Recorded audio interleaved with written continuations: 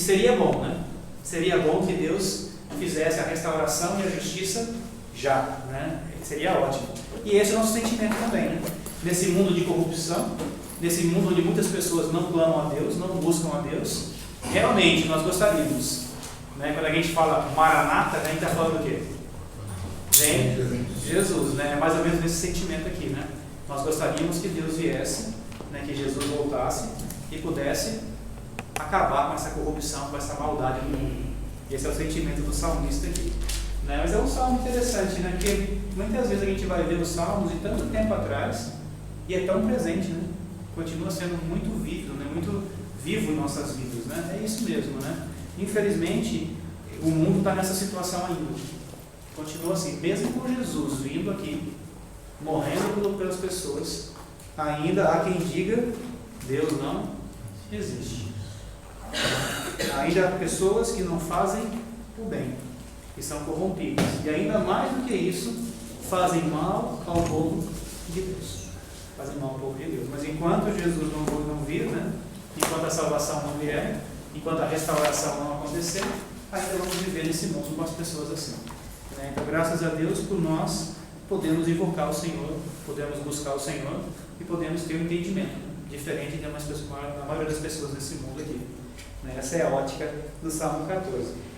E para seguir o ritmo aqui, no Salmo 15, vamos dar uma olhadinha também.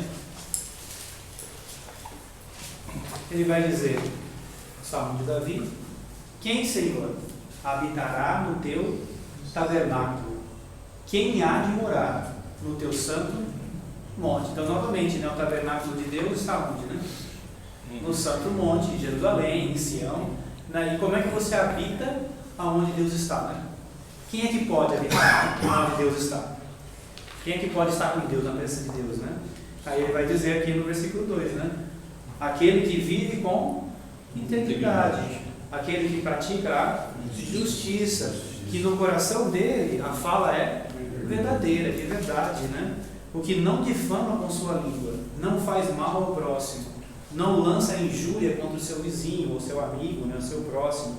O que a seus olhos tem por desprezível, o reprova. É como se a ideia fosse assim, né? Ele rejeita o que é desprezível, né? Mas honra os que temem ao Senhor. O que jura com dano próprio e não se retrata, né? Aqui a ideia é como se a pessoa, né, se ela falou, né, mesmo que ela tenha um prejuízo, ela não volta atrás, né? Ela cumpre a palavra dela, né? Aquela pessoa cumpridora da palavra, mesmo que está tomando prejuízo, né? Esse é o sentido aqui. E que não empresta o seu dinheiro cobrando juros, né? Usura, né? Juros. Nem aceita suborno contra o inocente. Quem deste modo procede não vai ser abalado, né? Então a gente teve um salmo de Davi falando do mundo corrompido, e a gente tem um salmo de Davi falando sobre aqueles que agradam ao Senhor, aqueles que podem estar na presença do Senhor. E tem várias qualidades aqui, né? Então, para estar na presença de Deus, precisa ser íntegro, precisa praticar a justiça, precisa falar a verdade, não pode ser mentiroso, não pode falar mal das pessoas, difamar os outros, né? Não pode fazer mal ao próximo, não pode ficar lançando injúria, difamação contra alguém próximo de você. Né? O que mais? Os olhos, né? Ele vai desprezar o que é ruim. Então, aquele que agrada ao Senhor, que está próximo de Deus, ele vai ver a maldade, o que é ruim, e vai desprezar aquilo, não vai querer aquilo para si, né? Vai querer passar longe disso, né? Vai dizer que honra e teme ao Senhor. Ter palavra hoje é uma coisa difícil, né? A gente não tem muitas pessoas hoje com palavra. Antigamente, mesmo pessoas que não eram cristãos, né, ou que não eram religiosos, às vezes tinha a questão do compromisso da palavra, né? Era fácil. Você vai ver que hoje, por exemplo, a gente pega um documento, registra no cartório, né, faz um monte de coisa e não tem garantia, né? Você não tem garantia. Não tem garantia disso, né? Então, eu lembro que o Joleidson falava quando ele estava na venda das marmitas dele lá, né? Ele dizia assim, que tinha cara que deixava identidade, né? Falou, eu estou sem almoço hoje, eu também não fica a minha identidade. Ele falou, você coleciona identidade, que eles não voltam para pegar, né? Então as pessoas não têm palavra, né? Então, aquele que está próximo do Senhor é um homem de palavra, né? É um homem mesmo que traga prejuízo para ele. Mesmo que eu fiz um acordo com o Walter e está difícil para mim, mas ele honra a palavra, ele não volta atrás disso, né? É uma pessoa que realmente mantém a sua palavra, né? Interessante aqui também, né, que nesse mundo de lucro, né, ele está dizendo o quê? Que você não deve emprestar o seu dinheiro com juros, né? Com juros, né? Não vai ficar cobrando para explorar as pessoas, né? O que mais? E nem aceitar suborno contra o inocente. Né? Então, é assim, o mundo é assim, né? Quem tem dinheiro, né, mesmo estando errado, ele vai pagar para ter crédito, né? E as pessoas aqui dizendo o quê? Aquele que está com Deus, né, que está próximo de Deus, não aceita isso, né? Não aceita essas coisas erradas. Né? Tá certo? Então, dessa forma, você não vai ser abalado. E o abalo aqui tem a ver com o quê, né? Pensando para nós hoje, né? Como é que é não ser abalado, né? O que será, né? O que você pensa? Né?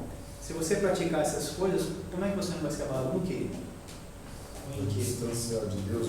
Exatamente, exatamente. Então, lembra, Deus ele está com você. Né? Ele não está dizendo que você não vai ter dificuldade aqui. Ele acabou de dizer que você honra a sua palavra mesmo com dificuldade. Né? Mas ele está dizendo o quê? Que você vai ter a certeza, aquela firmeza, né? Abalo, né? A gente pensa naquele abalo sísmico, né? Que mexe com a terra, né? Então você vai ficar firme realmente, porque está na presença de Deus, né? Na presença de Deus. É interessante que a gente canta um hino baseado em Salmos também, né? Que fala, né? Senhor, quem entrará, né, no santuário para te adorar? Ele vai dizer coisas parecidas, né? Boa noite.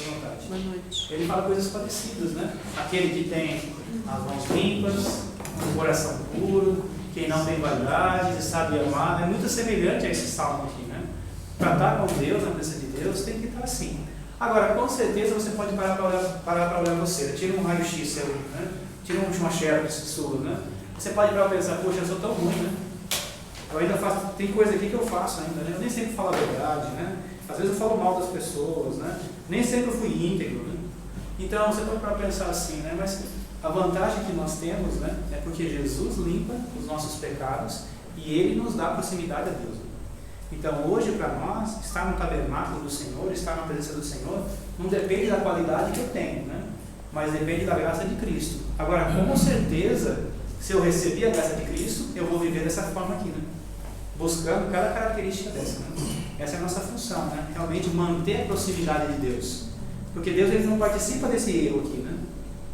Deus ele não tá no meio desses erros, né? Então, se nós recebemos a graça do Senhor, são qualidades que nós devemos buscar, né? Sempre, né? E às vezes, eu não sei como é que foi a sua vida no passado, não sei como é que está hoje, né? Mas às vezes a gente veio com a gente tinha, né, na nossa vida cristã, alguns desvios de conduta, né? De caráter, né? Talvez alguma dessas coisas aqui a gente fazia de errado, né?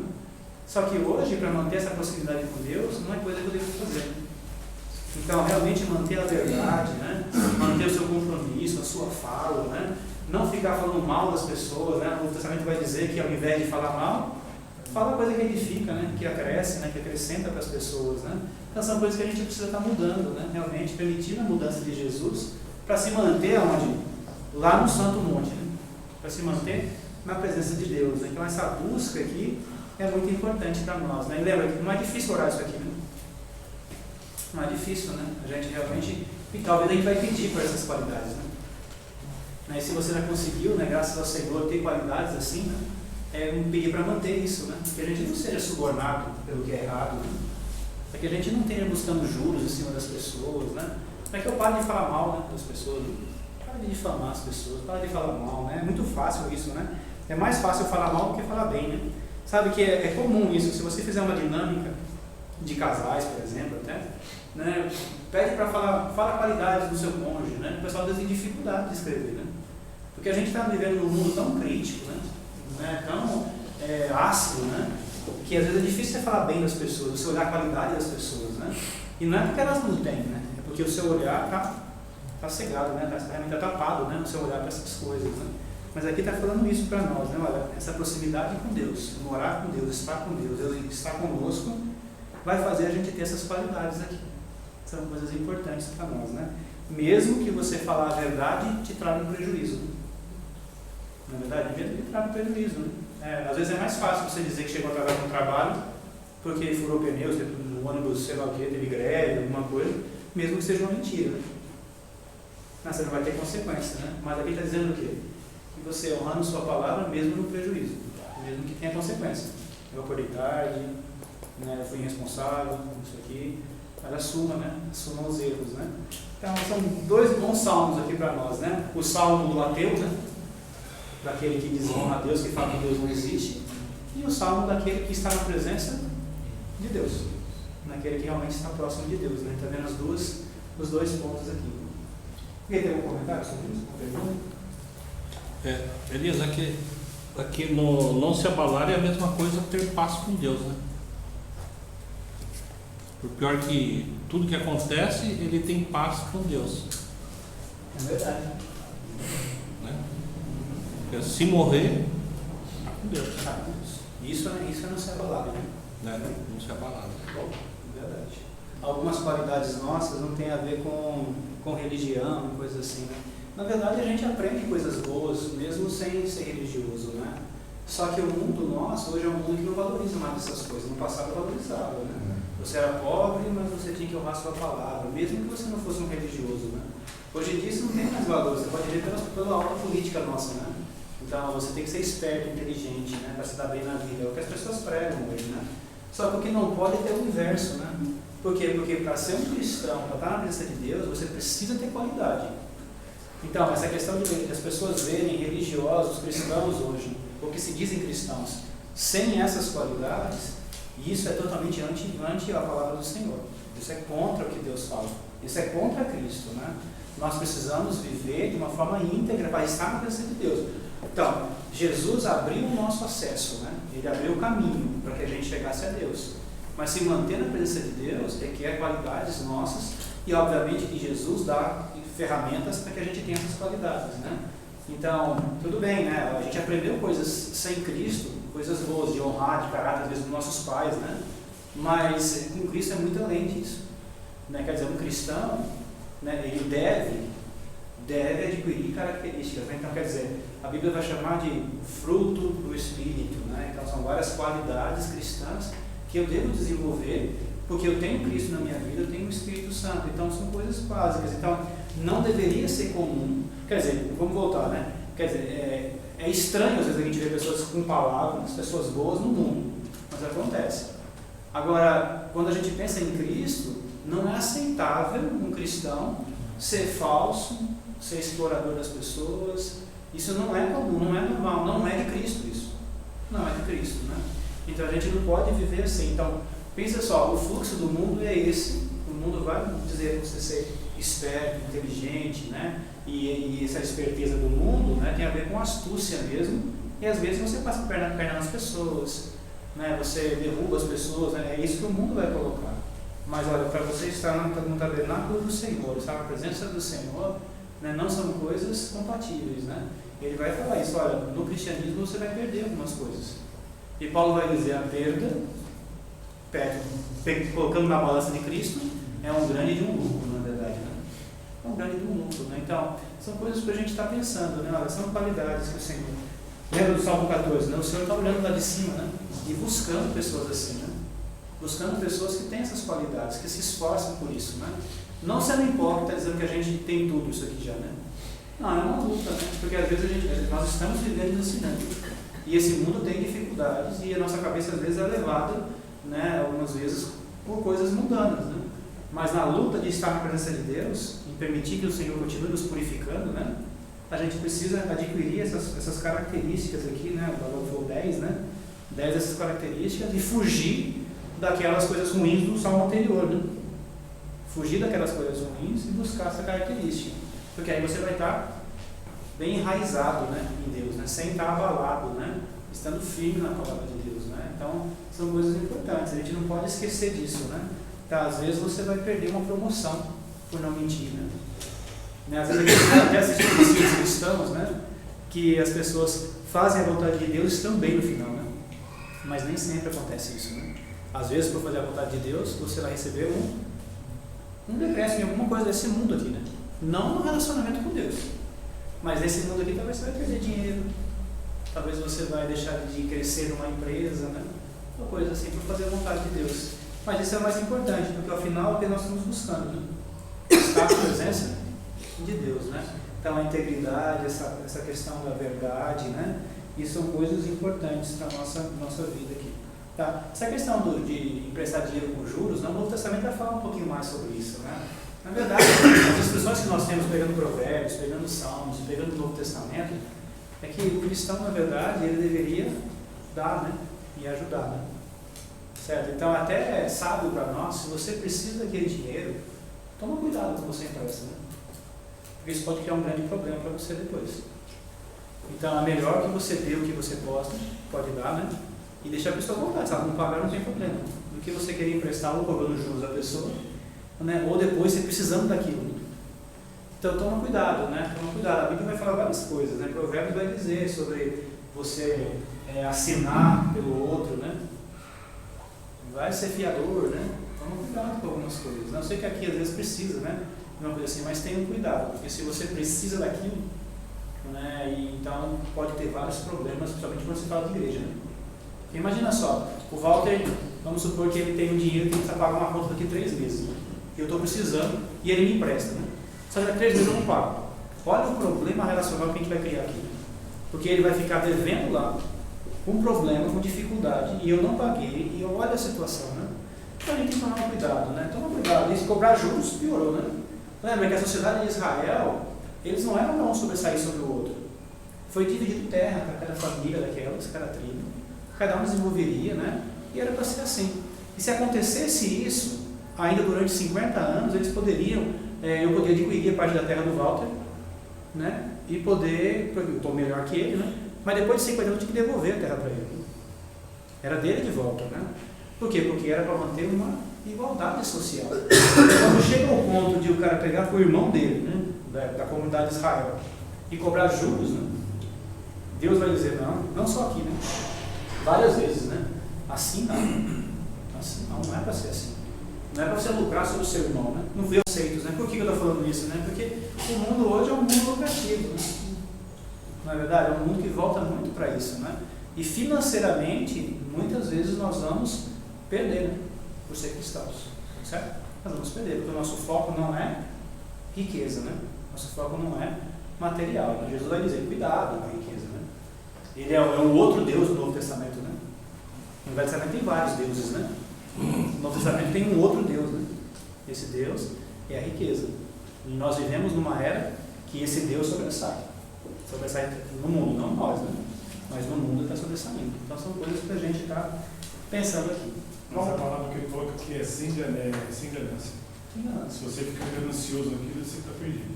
Você pode ter um empréstimo, emprestar, esperando que não volte, mas não ficar com a ganância de querer. O que eu estou falando é que no Novo Testamento a gente vai ter palavras mostrando assim, né? No lugar de emprestar, dá, né? Dá. Eu não estou dizendo que você não pode emprestar para alguém, mas saiba disso.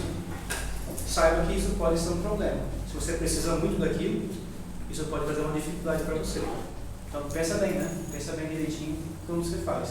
Melhor seria a gente poder ajudar, né? Poder ajudar dado, né? Para a pessoa, né? Seria bem melhor. Tá? Só para a gente pensar em algumas questões aqui, tá?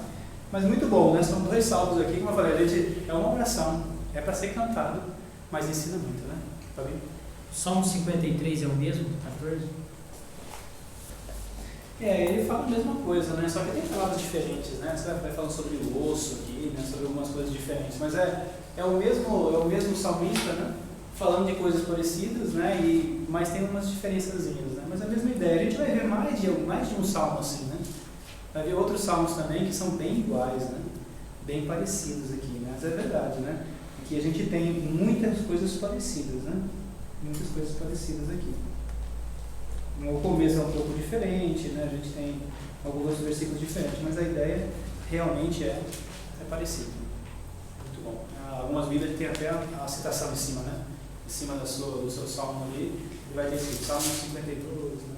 Vai mostrar uma ligação entre eles. Tranquilos aqui? Uma meditação para a gente começar, né? Vamos lá, tem mais 2 assuntos para a gente falar hoje. Um são termos técnicos, vai ser um pouquinho técnico mesmo, né? E a outra parte são Deus dos salmos, que a gente vai ter alguns salmos dentro desses versículos aqui, dentro de alguns versículos, né? Então, termos técnicos é o quê? Tem várias palavrinhas que às vezes a sua Bíblia não tem, né? Mas que tem escrito nos salmos, principalmente nos títulos dos salmos, uns termos bem estranhos, né? Bem diferentes, né?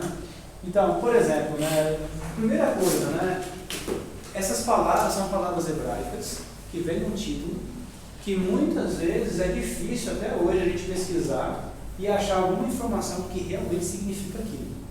Então é bem difícil a gente ter algumas informações sobre isso, né? Então, buscar essas informações há muito tempo é difícil, não é só hoje, né? Então, as pessoas realmente não têm muitas informações sobre esses termos, né? Uma questão para nós é o seguinte: os salmistas eram especialistas em louvor. Então, muitos desses termos que a gente chama de termos técnicos são ou tipos de melodia, ou tipos de sons que deveriam ser tocados, formas da melodia, que tem a ver com a música deles lá, né? Então, para nós hoje, tanto quanto depois, entender essas palavrinhas completamente é difícil. É bem difícil. Tá? É como se tiver esses termos técnicos, em sua grande maioria, são notas musicais, são informações de como deveria ser tocado, ou tipos de melodia, como se você tem uma melodia já conhecida, e você faz um salmo e diz, é para cantar nessa melodia aqui, seguindo essa melodia, né? Então, quer dizer, eles sabiam qual era a melodia, né? Mas nós hoje não sabemos, né? Então são coisas que mudam o conteúdo, né? Mas às vezes você vai ver na sua Bíblia, escrito uma palavrinha, né? Palavrinhas diferentes, né? Aí você vai, o que é isso, né? E aí a gente chama de termos técnicos, são termos técnicos musicais, que às vezes a sua Bíblia tem.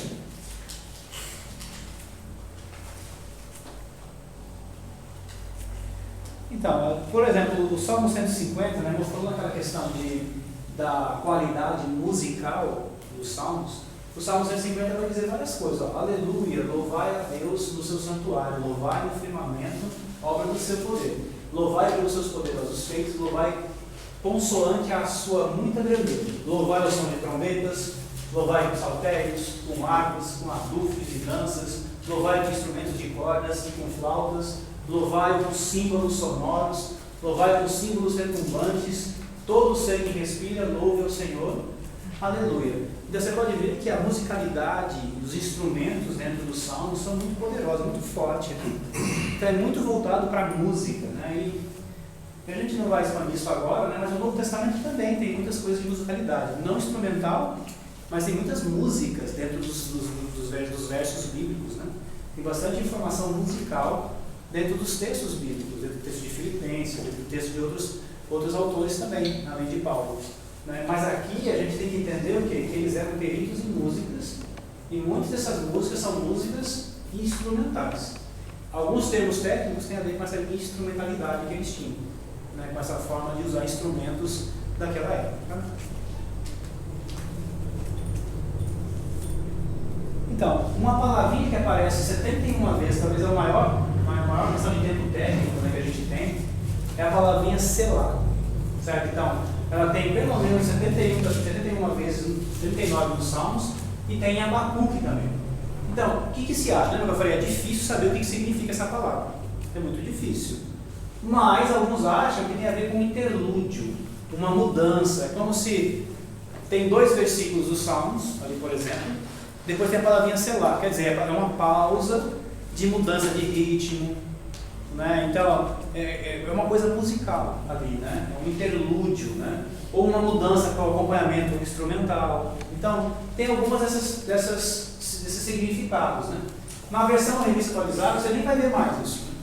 Por quê? Porque para nós isso não é inerente mais. A gente não sabe mais, ou não tem utilidade para a gente. Então, você não vai ver nem essa palavrinha. Algumas versões você vai ver o nomezinho pausa escrito entre parênteses. Já vi. Pausa. Algumas versões está escrito interlúdio do lado, né? Então, mas muitas nem tem mais isso, eliminou, ou tem uma notinha embaixo. Uma notinha embaixo falando, palavrinha selar, mas ninguém sabe exatamente ou profundamente o que significa. A gente só deduz, né? Que pode ser traduzido como uma pausa. Então, esses termos técnicos são notas musicais, como deveria ser cantado. Não sei se você lembra, mas antigamente, que hoje em dia a gente não usa muito, mas a igreja usava muito aquela harpa cristã. É um inário, um tipo de inário que é usado por várias igrejas, né? Tem alguns tipos dessa harpa que vem com notas musicais, né? Então, você pega aquilo ali e você vai ver a nota, onde tem o grave, onde tem o baixo, onde tem cada ponto. Então, é mais ou menos isso. É como se o livro dos Salmos tinha algumas notações musicais alguns termos técnicos, que quando o autor escrevia, olha, ao mestre de música, ao chefe de cântico, para cantar com tal melodia, em tal parte dá uma pausa, né? Para dar aquela notação de musicais para eles, tá? Então a gente está aprendendo isso aqui só para a gente saber que aparece no seu livro de Salmos. De repente alguém pergunta ou tem uma notazinha, você sabe o que significa, sabe que tem, né? Mas isso não tem valor para nós, não termos instrutivos, né? Não muda nada para nós nesse sentido, certo? Mas só para a gente saber. O livrinho que o Barbosa tem ali, o rapaz fala assim, né, que ele para pensar e ele vai identificar como se o único motivo de ter essas coisas é como se algumas vezes desse tempo para você pensar, né? Então essa pausa é para um pouquinho, pensa naqueles versículos, né? Depois você continua os outros, né? É como se fosse para você ter um tempo, né, de estar pensando. Até o paralelismo ele vai ter isso, né? Essas ideias, né, que nós temos é justamente para você parar um pouco, pensar, né? Então o Salmo ele é mais dessa questão de meditação, né? Para você ir aproveitando o Salmo, vai com calma, vai lendo, vai curtindo, vai aproveitando, né? Sentindo bem o que está escrito. A gente também, às vezes, vai ter os títulos escritos ao mestre de canto. Então, a gente tem, por exemplo, 55 salmos, né? E também tem Abacuque. Então, o que significa isso, né? Uma das possibilidades é que sugere a existência de uma coleção de poemas dedicados aos chefes de canto da época. Lembra que Davi dividiu, né, lá os ministérios, né, da igreja, não era da igreja, né? Mas no tempo, na dedicação do tempo, ele dividiu por grupos. Então tinham pessoas especialistas nos cantos. Então aqui o salmista está escrevendo para um mestre de canto, para que ele possa, em ocasiões especiais, provavelmente, de festividade, dirigir aquele salmo conforme as notações do músico autor, de quem está na autoria ali. Certo? Então, não vai ser estranho você ver na sua Bíblia o título assim, o epígrafe, o cabeçalho, que a gente já viu o que é, né? Escrito ao mestre de canto. Então, muitas vezes vai acontecer isso. Está dando para entender isso aqui? Não. Então, são palavrinhas ali que não vai mudar muito para você, mas é bom a gente saber, né, que existem bastante desses termos, né, termos musicais. Aí tem outras palavrinhas, por exemplo, a palavrinha masquil, que algumas vezes traduz como salmo de contemplação, ou salmo didático, ou judicioso. Então, tem vários salmos que tem essa palavrinha ali. Tá? Você não vai ver a palavrinha masquil normalmente na sua Bíblia, né? Quem traduz já traduz com alguma dessas coisas. Salmo contemplativo, didático, vai ter alguma tradução assim, ou nem coloca, né? Ou nem vai ter na sua versão bíblica isso. Tá? Mas existe dentro disso. Ou a palavrinha gilite, que não é gilete, né? Gilite, que ninguém sabe o que significa essa palavrinha. Alguns acham que pode ter uma descrição de algum instrumento, alguns acham que pode ser uma melodia de gat, pela palavrinha, né, no hebraico é mais parecido, né? Gat, git, né? Tá certo? Mas a gente não sabe o que significa, tá? E tem essa outra bonita ali que o Barbosa vai ler com a nome a gente, Barbosa. Qual que é? Essa última ali. E aí, Barbosa? Tá, essa palavrinha aí, né, a gente não sabe o que significa, mas normalmente na Bíblia está escrito, traduzido como corça da manhã. Então, alguns acham que talvez seja um compasso musical, ou até o título da melodia. Então, lembra, é como se você, em alguns salmos, você fosse cantar ele, seguindo uma melodia conhecida da época. Então, o pessoal já sabia, já o músico sabia qual é essa melodia, como é que é o ritmo da melodia, né? Como é que é cantado. Esse salmo aí é para você cantar nessa melodia. É como se fosse uma instrução musical, certo? Então, corça da manhã tem várias vezes, né? E ela deve seguir essa ideia. Mais três aqui, que esse primeiro, o alamote ali, pode significar um coro de moças, ou a ideia da voz soprando, né? Certo? O segundo aqui, alguns vão colocar como não destruas, né?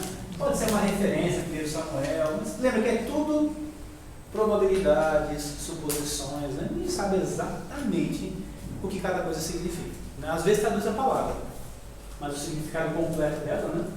É mais difícil, né? Então, esse Igaium é provável que seja uma nota musical daquela época. Então, são várias palavrinhas que nós temos, né? E nem todas você consegue ver na sua Bíblia ali, né? Porque às vezes na nossa versão vai focar mais na tradução, né? Não realmente a termos musicais que a gente nem sabe mais como é que é.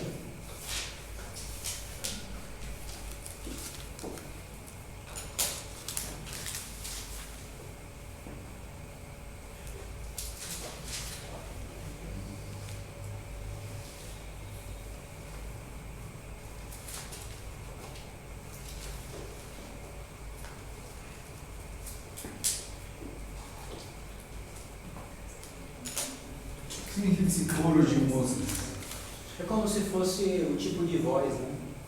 É como se essa música era para ter o tom da voz feminina. Ou o soprano. Ah tá, não era que as mulheres cantavam, né? Só. Algumas vezes poderia ser um coro específico onde a voz da mulher se sobressaía naquele momento. A gente canta assim às vezes, né? Tem parte de homem, parte de mulher, né? Como se tivesse isso. Então, pela palavra ter significado de virgem, eles estão deduzindo que deveria ser um coro feminino, né? Certo? Mas são deduções.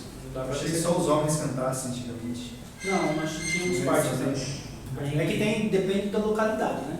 Então a gente vai ter alguns momentos no templo, por exemplo, que vai ter um tipo específico, né? Mas tem outras informações gerais, a festividade geral.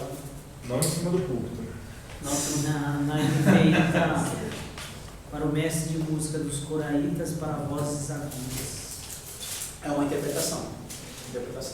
Né? Então, o termo significa virgem, né? Então alguns vão dizer o que? Está falando de voz mais aguda. Então, são formas de pensar. Eu só não entendi o último lá, Elias. É Salmo 19, não é? Salmo 9. Ah, por isso que eu não entendi. Que juntou ali, né? Para ter um espaçozinho depois do.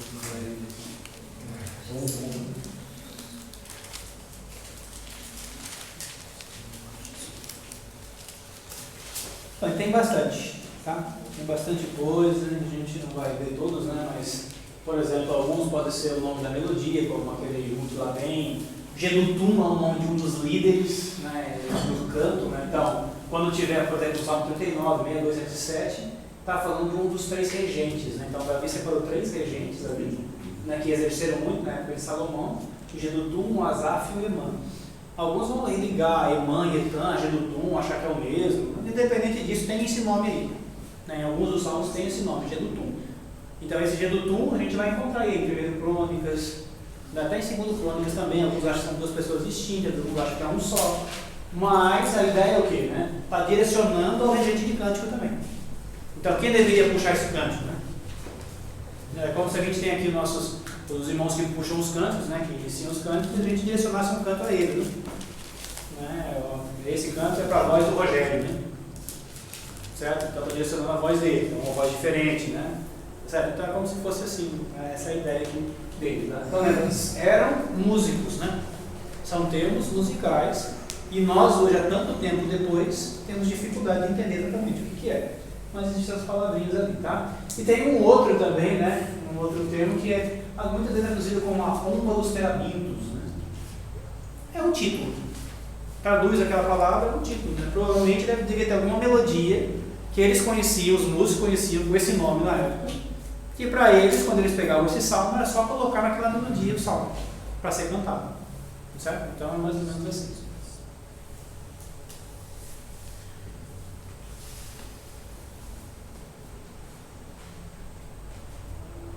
Tipo estilo musical, assim? Exato. Pensa, a gente tem alguns cânticos, né?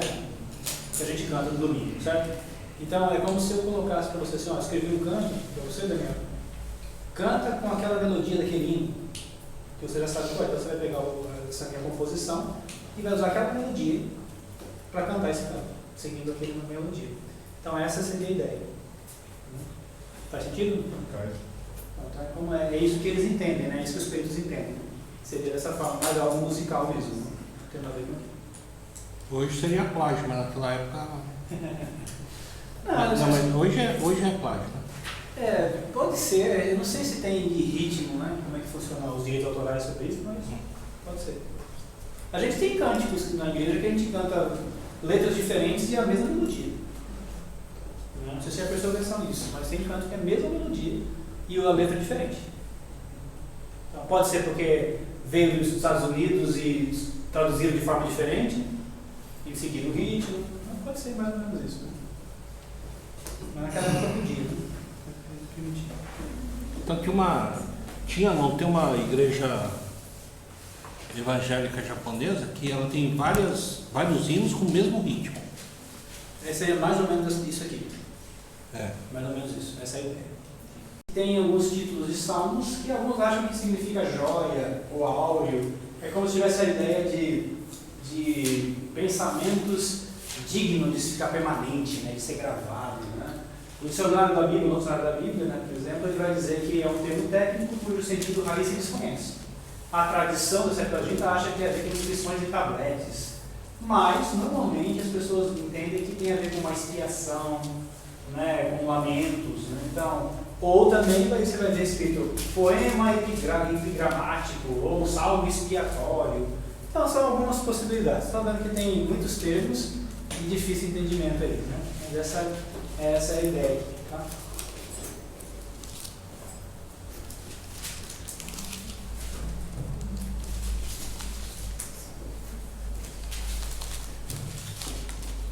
Sobrevivendo aí nos termos técnicos.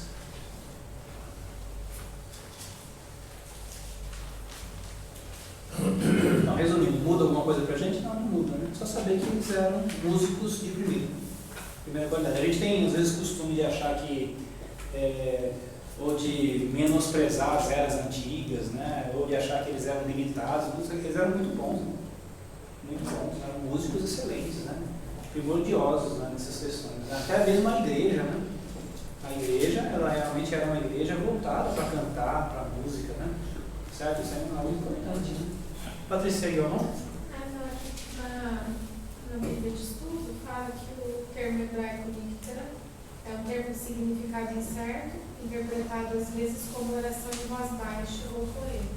Também. Fala que é uma súplica individual que expressa um profundo sentimento de gratidão, alegria e confiança em Deus. Pode ser também. Mais Isso uma, que é a joia, né?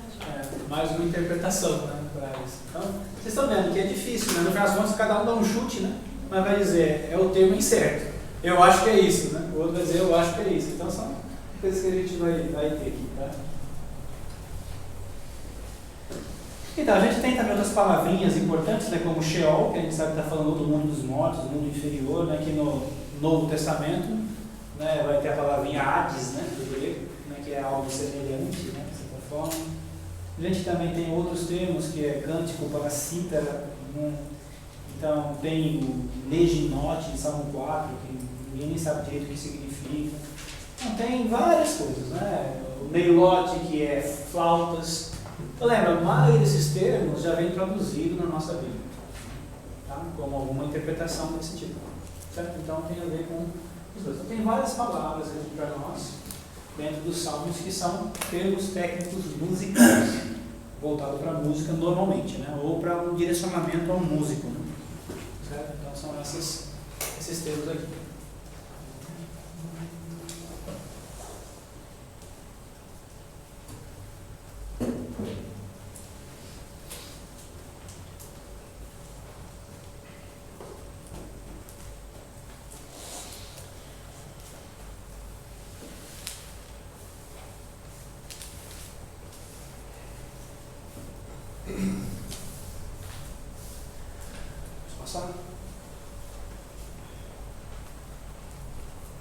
Bem, tem bastante outros também aí, né? Siminite, Segaion, né? Então pode significar canto, pode significar em tom da oitava. A gente tem, né, alguns salmos isso, né? Para cantar com um instrumento de 8 cordas.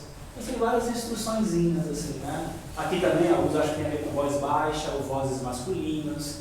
Então, tem vários termos diferentes em cada salmo, salmo 6, 12, 7, para mostrar que tinha, né? Alguns acham até que pode ser o nome de uma melodia animada, né, no Salmo 7. Né? Então são suposições, tá? São várias palavras aí para vocês saberem, mas não vale a pena pirar a cabeça com isso não. Mas para saber que eles eram pessoas dedicadas, bem conhecedoras da musicalidade. Né? Era bem forte isso para os judeus. E não vai cair na prova também, né? Não, Então tá bom. não vai cair nessas coisas não. É bom saber que existe em termos técnicos, né? Em que eles realmente dão um tom musical às composições do salmo. Então é isso que ele serve para nós. Será que o judeu ele entende isso aí na íntegra, será? Hoje em dia não, né? O que acontece, né? Lembra que através da profecia de Jesus, né, e tudo, né, o judaísmo foi destruído, né? O que nós temos hoje é um judaísmo reimplantado, né? Então, nos anos 50, né, eles reaprenderam uma possível versão da língua hebraica, que não é exata, Então são muitas coisas diferentes, né? Então não tem como mais, né? Porque, lembra, o judeu foi expulso de Jerusalém nos anos 70 e a partir daí eles viveram em terras estranhas, né? Eles perderam a língua deles.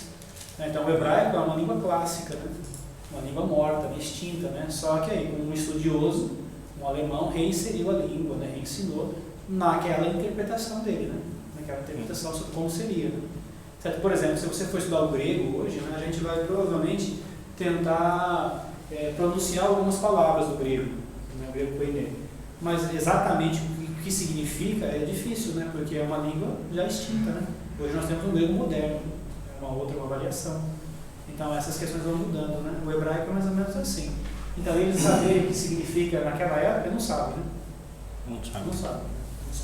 Então pode tentar interpretar a palavra, traduzir a palavra pela língua em si, mas não exatamente, né? Isso aí se perde, né?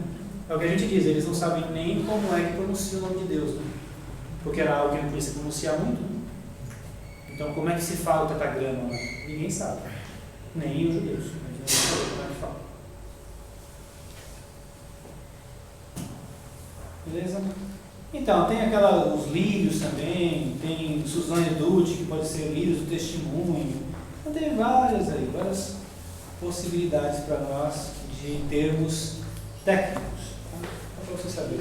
Mas, novamente, vão achar que tem a ver com o coro feminino, coro masculino, tem a ver com essas interpretações, tá bom? Vou passar mais um pouquinho do tempo aqui, a gente vai passar adiante, tá? Mas é para entender sobre termos técnicos. São termos musicais, ligados à musicalidade deles, que em nossas versões muitas vezes nem aparecem mais, tá? Porque ninguém sabe exatamente a profundidade daquilo, sabe que são notas musicais para quem conhecia, né? É diferente, né? É igual hoje dar algumas instruções musicais para nós, né? Mas a gente não vai, né? Não sei quem tem uma noção, né? Que gosta disso, mas eu pegava quando eu era pequeno aquela harpa lá na 9 de julho, a gente até hoje usa a harpa cristã, né? Aí tinha algumas que você pegava lá e tinha as notas musicais, né? Para mim não significava nada, né? Eu não sei nada daquilo, até hoje, né? Mas tem gente que sabe, né? A pessoa gosta de música, ou fez um curso de música, sabe, né? As entonações pelas notas.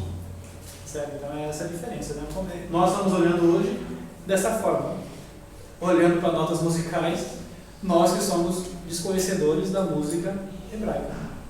Então para nós não faz tanto sentido, né? A não ser que a gente entenda que existe. Certo? Tá, tranquilo, temos técnicos, todo mundo está craque já, né? Sabendo tudo, né? Bem, um bom consultor para nós é que ninguém sabe. Sabe que tem, mas o que significa mesmo ninguém sabe. Então, tá ótimo, estamos no meio desse pessoal aí, dessa galera.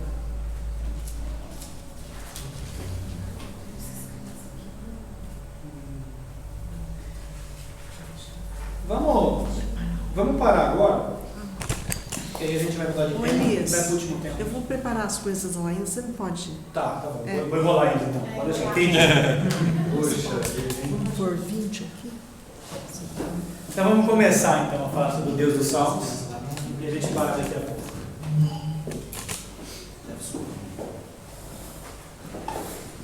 Deixa essa parte com o Léo, não é bom de rolar. Né? Eu não falo mais nada ultimamente, não. Então eu vou proibir celular de novo aqui. Deu certo essa técnica de dar Não, celular. é porque eu tava colocando Os versículos a seguir, de alguns dos Salmos, são apenas meras nossas amostras. A gente vai ver só um pouquinho sobre a retratação de Deus dentro dos Salmos. Né? Realmente, Ele é o Deus dos Salmos. Né? Ele está presente em todos os Salmos.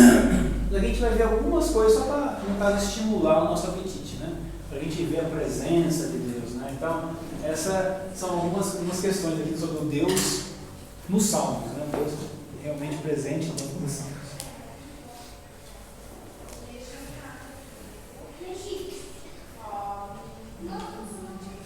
Vamos lá, só alguns aqui.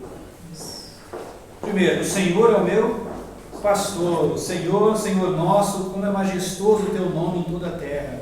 O Senhor é a minha rocha, a minha fortaleza e o meu libertador. O meu Deus é o meu rochedo, em quem me refugio. Ele é o meu escudo e o poder que me salva, a minha torre alta. Meu Deus, por que me abandonaste? Quem é esse Rei da Glória? O Senhor dos Exércitos. Ele é o Rei da Glória. A gente canta, né? O Senhor é a minha luz e a minha salvação. De quem terei temor? A voz do Senhor é poderosa, a voz do Senhor é majestosa, a voz do Senhor corta os céus com raios flamejantes. Pois o Senhor Altíssimo é temível, é o grande Rei sobre a terra. Então são alguns só para a gente ver uma introdução aí sobre a presença, né, de Deus, né, a forma como os salmistas colocam Deus, o poderio de Deus, o senhorio de Deus, né, a grandeza dele, né, dentro do livro dos Salmos. Né, a gente vê realmente, né, de forma grandiosa ali, algumas manifestações dos salmistas sobre esse Deus, né, sobre a grandeza de Deus. Por isso que a gente diz, né, sobre aprender a orar, aprender a falar com Deus, né, olha só, né, como tem palavras novas aqui para a gente, né? Tem forma de exaltar a Deus, né, de engrandecer a Deus, com várias qualidades desses salmistas aqui, que de fato ele é mesmo, né? Ele é mesmo, né? No 27:1, né, por exemplo, né, falando, né, que esse Deus, né, o Jeová, né, Yahvé, é a minha luz, a minha salvação. Se a gente concentrar nisso, né, vai ter medo do quê? Na verdade, se a gente entende realmente a grandeza de Deus, né, do que a gente vai ter medo, né? Na verdade, a gente até cantou um hino ontem, né, que fala, né, que eu não tenho medo dos homens que estão nesse mundo. Né? A gente não tem medo disso. Quer dizer, a gente eu tenho medo de sofrer alguma agressão física, alguma coisa, mas o que isso importa para nós se a gente entende que o Deus é o Deus da salvação? Não é verdade? Então, é nesses princípios que a gente entende a grandeza de Deus, né? Mesmo que a gente sofra alguma coisa aqui, né? Não importa isso, né? Da grandeza de Deus, né? Não acreditamos na salvação de Deus, né? Numa vida eterna, né? Eu estou dizendo que você quer sofrer, né? É diferente, né? Mas se você entender a grandeza de Deus, né? São coisas que passam, né? Estava falando que acho que eu já falei para vocês, né? Mas eu lembro de um dos presbíteros lá do 9 de julho, né? Falecido já hoje, né? Que ele estava com câncer terminal, né? E ele chamou a família dele lá e chamou os netos, os filhos, né? Que são cristãos, e deu uma mensagem de conforto para cada um. Você, poxa, o cara está sofrendo, né? Está com câncer terminal, sabe que vai morrer, mas ele está fazendo o quê? Está consolando os que ficam, né? Quer dizer, a certeza que ele tinha da salvação de Deus, vai ter medo do quê, né? De problema de saúde, da morte, né? Então são essas questões que a gente vai aprendendo aqui com o salmista, né? De chegar e ver realmente a grandeza de Deus, a majestade de Deus, né? O mundo, o inimigo aqui nesse mundo, ele vai tentar dar medo na gente, né? Das coisas, né? Não deve você sair daí, né? Sair de madrugada, andando com muito dinheiro no bolso, né? Dando soco, não é um ponto, né? Mas é entender que as coisas físicas para nós, né? Lembra que ele vai dizer? Não tenha medo de quem pode fazer um mal físico aqui, né? Tenha medo de quem condena, né? Quer dizer, né? Entenda isso, né? E devia ter medo de fazer coisa errada, né? Isso que a gente devia ter medo, né? De pecado, né? É isso que a gente deveria ter, né? Ter temor por essas coisas. Mas a grandeza de Deus, né? Esse Deus é muito grande, né? Deus é muito poderoso, é muito forte, né? Então a gente precisa ter essa confiança, né? E viver nesse refúgio, né? Então, realmente, né? Ele é o Rei dos exércitos, o Senhor dos exércitos, né? Então, não medo de pessoas, né? Entendeu? A gente precisa ter essa certeza, né? E viver dessa forma, né? Essa grandeza do Senhor. Eu sei que nós estamos no caminho, né? Ainda, né? Precisamos aprender muito, né? É até mais fácil falar do que viver essas coisas, né? Mas a gente precisa estar vivendo mais isso, aprendendo mais essa grandeza de Deus, né? Essa majestade de Deus. Então, a gente vai ver agora um pouquinho sobre o nome de Deus no Salmo. A gente vai ver só o primeiro nome, depois a gente vai ter um intervalo, tá? Então, esses nomes não são só presentes nos Salmos, né? O Velho Testamento todo vai ter alguns desses nomes de Deus. Então, esse é o primeiro nome. Certo? Esse é o primeiro nome de Deus dos Salmos que a gente vai falar, né? Como é que está escrito lá, Yuri? Essas coisas não podem ser reveladas. Muito bom. Então, essa é a palavra que a gente chama, que é chamada de Adonai. Ou, normalmente, vai chamar Senhor, mas Senhor minúsculo. Tá? Eu coloquei depois, entre aspas, maiúsculo, só no sentido, né? De senhorio, de mestre, né? Então, a palavrinha Adonai tem essa forma, essa conotação de senhorio, o dono, né? O professor, aquele que ensina, né? Essa palavra Adonai, normalmente, em nossas Bíblias, é traduzida como Senhor, mas minúsculo, né? Senhor minúsculo, certo? Essa é a tradução que a gente vê bastante. Tá? Uma palavrinha grega para essa Adonai seria a palavrinha Kyrios, né? A palavra Kyrios. Kyrios seria a versão grega da palavra Adonai. Tá? Então, essa é uma das formas de chamar Deus ali. Só que ela é menos usada, né? Ela é menos usada, ela não é tão usada assim. Então você vai ver que esse senhorio é mais empregado a Jesus. Então, Jesus é o Kyrios, né? É o Adonai, né? É o Senhor de senhorio, de dono, né? É o meu dono. Né? Tá? Mas Deus também é chamado assim algumas vezes no Velho Testamento e algumas vezes nos Salmos.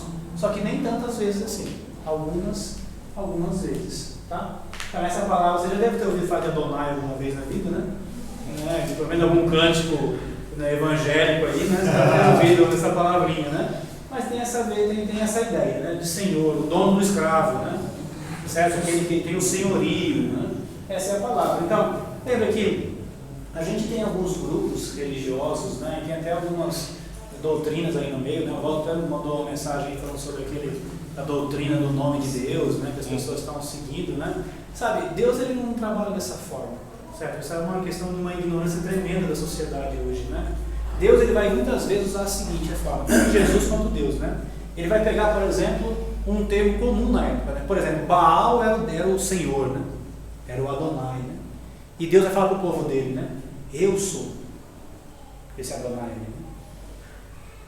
De repente, César é o Senhor, é o Kyrios da época. Jesus vai dizer o quê? Eu sou o Kyrios, não é César, né? Então Deus não está colocando um nome no sentido de determinar um nome de RG, né? Que é o registro de nascimento do Senhor, né? É Yahvé, Adonai, Elohim, tal. Não é esse o ponto, né? Mas é no significado da grandeza do poderio dele. Não tem outro Senhor, não tem outra pessoa que reina e domina. Ele é o rei. Ele é o rei. Ele é o Senhor. Então qualquer tipo de título de majestade desse mundo, chama dele, é ele que é. Ele é essa majestade. Mais importante do que essas coisas. Porque a gente, né, as pessoas começam a falar tanta coisa nos dias de hoje, né? Senão Jesus seria o quê? Né? Seria Emmanuel, Jesus, Cristo, Nazareno. Não é questão de RG, é questão do significado daquilo, né? Ele é Deus conosco, é o Salvador, é o prometido, é o ungido, o Messias que vem a esse mundo, é o Senhor, não é o rei na época, né? Não é o Temer que é o rei, né? Não é que domina, é Deus que domina. O Temer está ali porque Deus permitiu ele estar ali. Né? Certo? Então essas questões de Deus aqui, né? Adonai é assim, né? É como se o Senhor fala assim, eu sou o Baal, né? Eu sou o Senhor, né? Isso aí é pedra, né? Não vale nada, né? Eu sim. Então o Senhor trabalha dessa forma para nós, né? Ele é até o mesmo nome de Deus lá, né? Que a gente vai ver daqui a pouco, né? Que é o Yahvé, Jeová, né? É o quê? Ele está dizendo o quê? O que ele está respondendo, né? Eu sou, né? Eu sou plural, né? Eu sou grande, né? Então, mostramos o poderio dele, a majestade de Deus. Isso é muito maior do que qualquer coisa. Então, Adonai tem esse significado. E alguns salmistas vão dizer o quê? Vão dizer isso, né? Ele é o dono.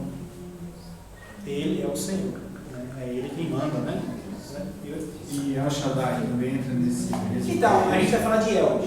Shaddai, no caso, já é um outro codinome a isso. Tem vários Els, né? Você vai falar, beleza. Vai falar. Então, a gente tem várias variações de nomes, né? El Elohim, né? El Loá, né? El Shaddai, El Elyon. Então, você vai juntar um nome para Deus com algumas características de Deus. Né? Vai ter várias variações. Para isso. Tá? Entendido Adonai aqui, então? Adonai seria a versão de Senhor. A gente não chama Jesus nosso Senhor?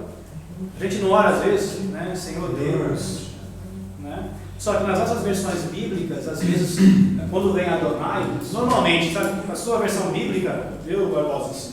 As suas versões bíblicas, no começo, tem várias, tem uma introdução, certo? Não sei se você já leu, eu acho que quase ninguém lê, quase ninguém, estou falando que vocês não leram, mas tem uma introdução na sua Bíblia. E nessa introdução, às vezes, vai dizer como é que ele emprega algumas palavras. Por exemplo, algumas versões, como a século XXI, ela vai dizer o seguinte: quando tem o nome de Jeová, Javé, o Senhor é todo maiúsculo. Em outras terminações, tipo Adonai, é um Senhor minúsculo. Então tem essas variações, né? essas diferenças. Mas não é S maiúsculo. Só o S maiúsculo. Depende, né? Depende. Porque quando está falando de Deus, normalmente o autor vai colocar o S maiúsculo, que está se referindo a ele. Certo? Mas pode ter a palavra Adonai, e por isso que nós somos chamados, né? né? Não sei se você se acha grande coisa, né? Se acha o cara, né? Mas na verdade o Senhor é Ele quem dá força para nós, né? Não é nossa força nata, eu nasci, eu sempre fui bom assim, né? Sempre fui um cara legal. Não é nisso, né? Não é nesse tipo de coisa, né? Ele vai dando força a nós, né? Verdade, lembra que quando as pessoas viam aqueles galileus, né? Dos 12, a maioria dos 12, né? Galileus, viam pessoas não grandiosos, né? Não pessoas cultas, estudadas, né? Até mesmo quando via Jesus, né? Chamava ele de Nazareno, por quê? Porque de Nazaré pode ver alguma coisa boa, né? Então essa era a fama, né? Essa era a fama deles lá. Né? Mas na verdade a força em Deus não está na força humana. Lembra quando a gente tem um profeta indo escolher Davi, né? Na verdade ele vai lá, chega na casa de Jessé, né? Entra na casa e vai escolhendo o quê? O que talvez qualquer um de nós escolheria. Né? Pega o mais forte, quem é o guerreiro aí? Né? Vai pelo guerreiro, né? O Senhor fala, não, vai para o outro. Quando acabou a conta, né? Tem mais um lá, né? Não, cuidando das ovelhas, né? Aí o Senhor fala, eu não olho como vocês, né? Eu estou olhando o quê? O coração. Então é disso que o Senhor é, da fraqueza, né? A gente vai ver, por exemplo, as bem-aventuranças, né? A bem-aventurança vai falar, né, que realmente aquele que é pobre, dependente de Deus, né, pobre de espírito, né?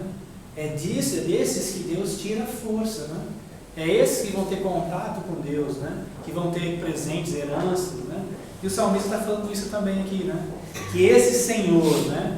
Esse Adonai, o senhorio, esse que é magnífico, que tem a majestade nos céus, ele tira força, né? Do que é fraco, né? Porque a gente vê que não tem força, certo? E ele cala o inimigo com a força, dando força ao fraco, né? Então é isso que ele faz, né? Fazendo emudecer, né?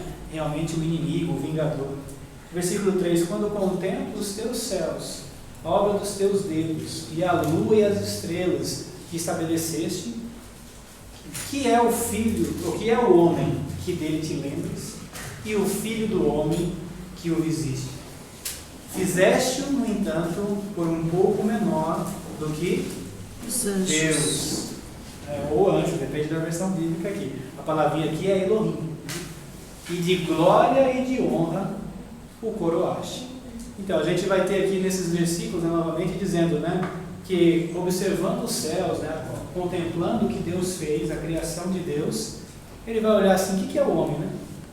Quando ele fala que é o homem, que é o filho do homem, é a mesma coisa, né? Mas o que é o homem para ser importante, né? A humanidade, são os humanos, frágeis, mortais, né? O homem não é nada, né? Mas mesmo assim, Deus fez o quê? Deus o colocou um pouco menor do que a majestade dele, a criação. Né? Essa palavra Elohim, ela pode significar, né, seres celestiais, ela pode significar o próprio Deus, depende da sentença, né? Depende da sentença. Mas o que ele está colocando aqui é o quê? É que Deus ainda nos colocou, né? Nós somos frágeis, mortais, mas de uma forma grandiosa. Né? Ele nos elevou de uma forma grandiosa. Né? Mesmo a gente sem merecer, né? Ele nos exaltou, nos colocou de uma forma maior, né? De glória, de honra, fomos coroados. Né? Então, independente da sua versão bíblica, se coloca que é Deus, ou coloca que é seres celestiais ou anjos, né? Mas ele colocou a gente nesse estágio, né? De grandeza, né? Na verdade, né? Deus nos fez como? A imagem e semelhança, né? Dele. Então, mesmo a gente, né? Nós não somos nada, né? Se você olhar a majestade de Deus na natureza, você vai ver como Deus é perfeito, né? Eu me lembro uma vez a gente no aquário, estava levando meus sobrinhos aqui no aquário, acho que aqui no bosque, né? Que tem lá dentro, né? Algumas coisas, e a gente fica olhando lá como aqueles peixes, né?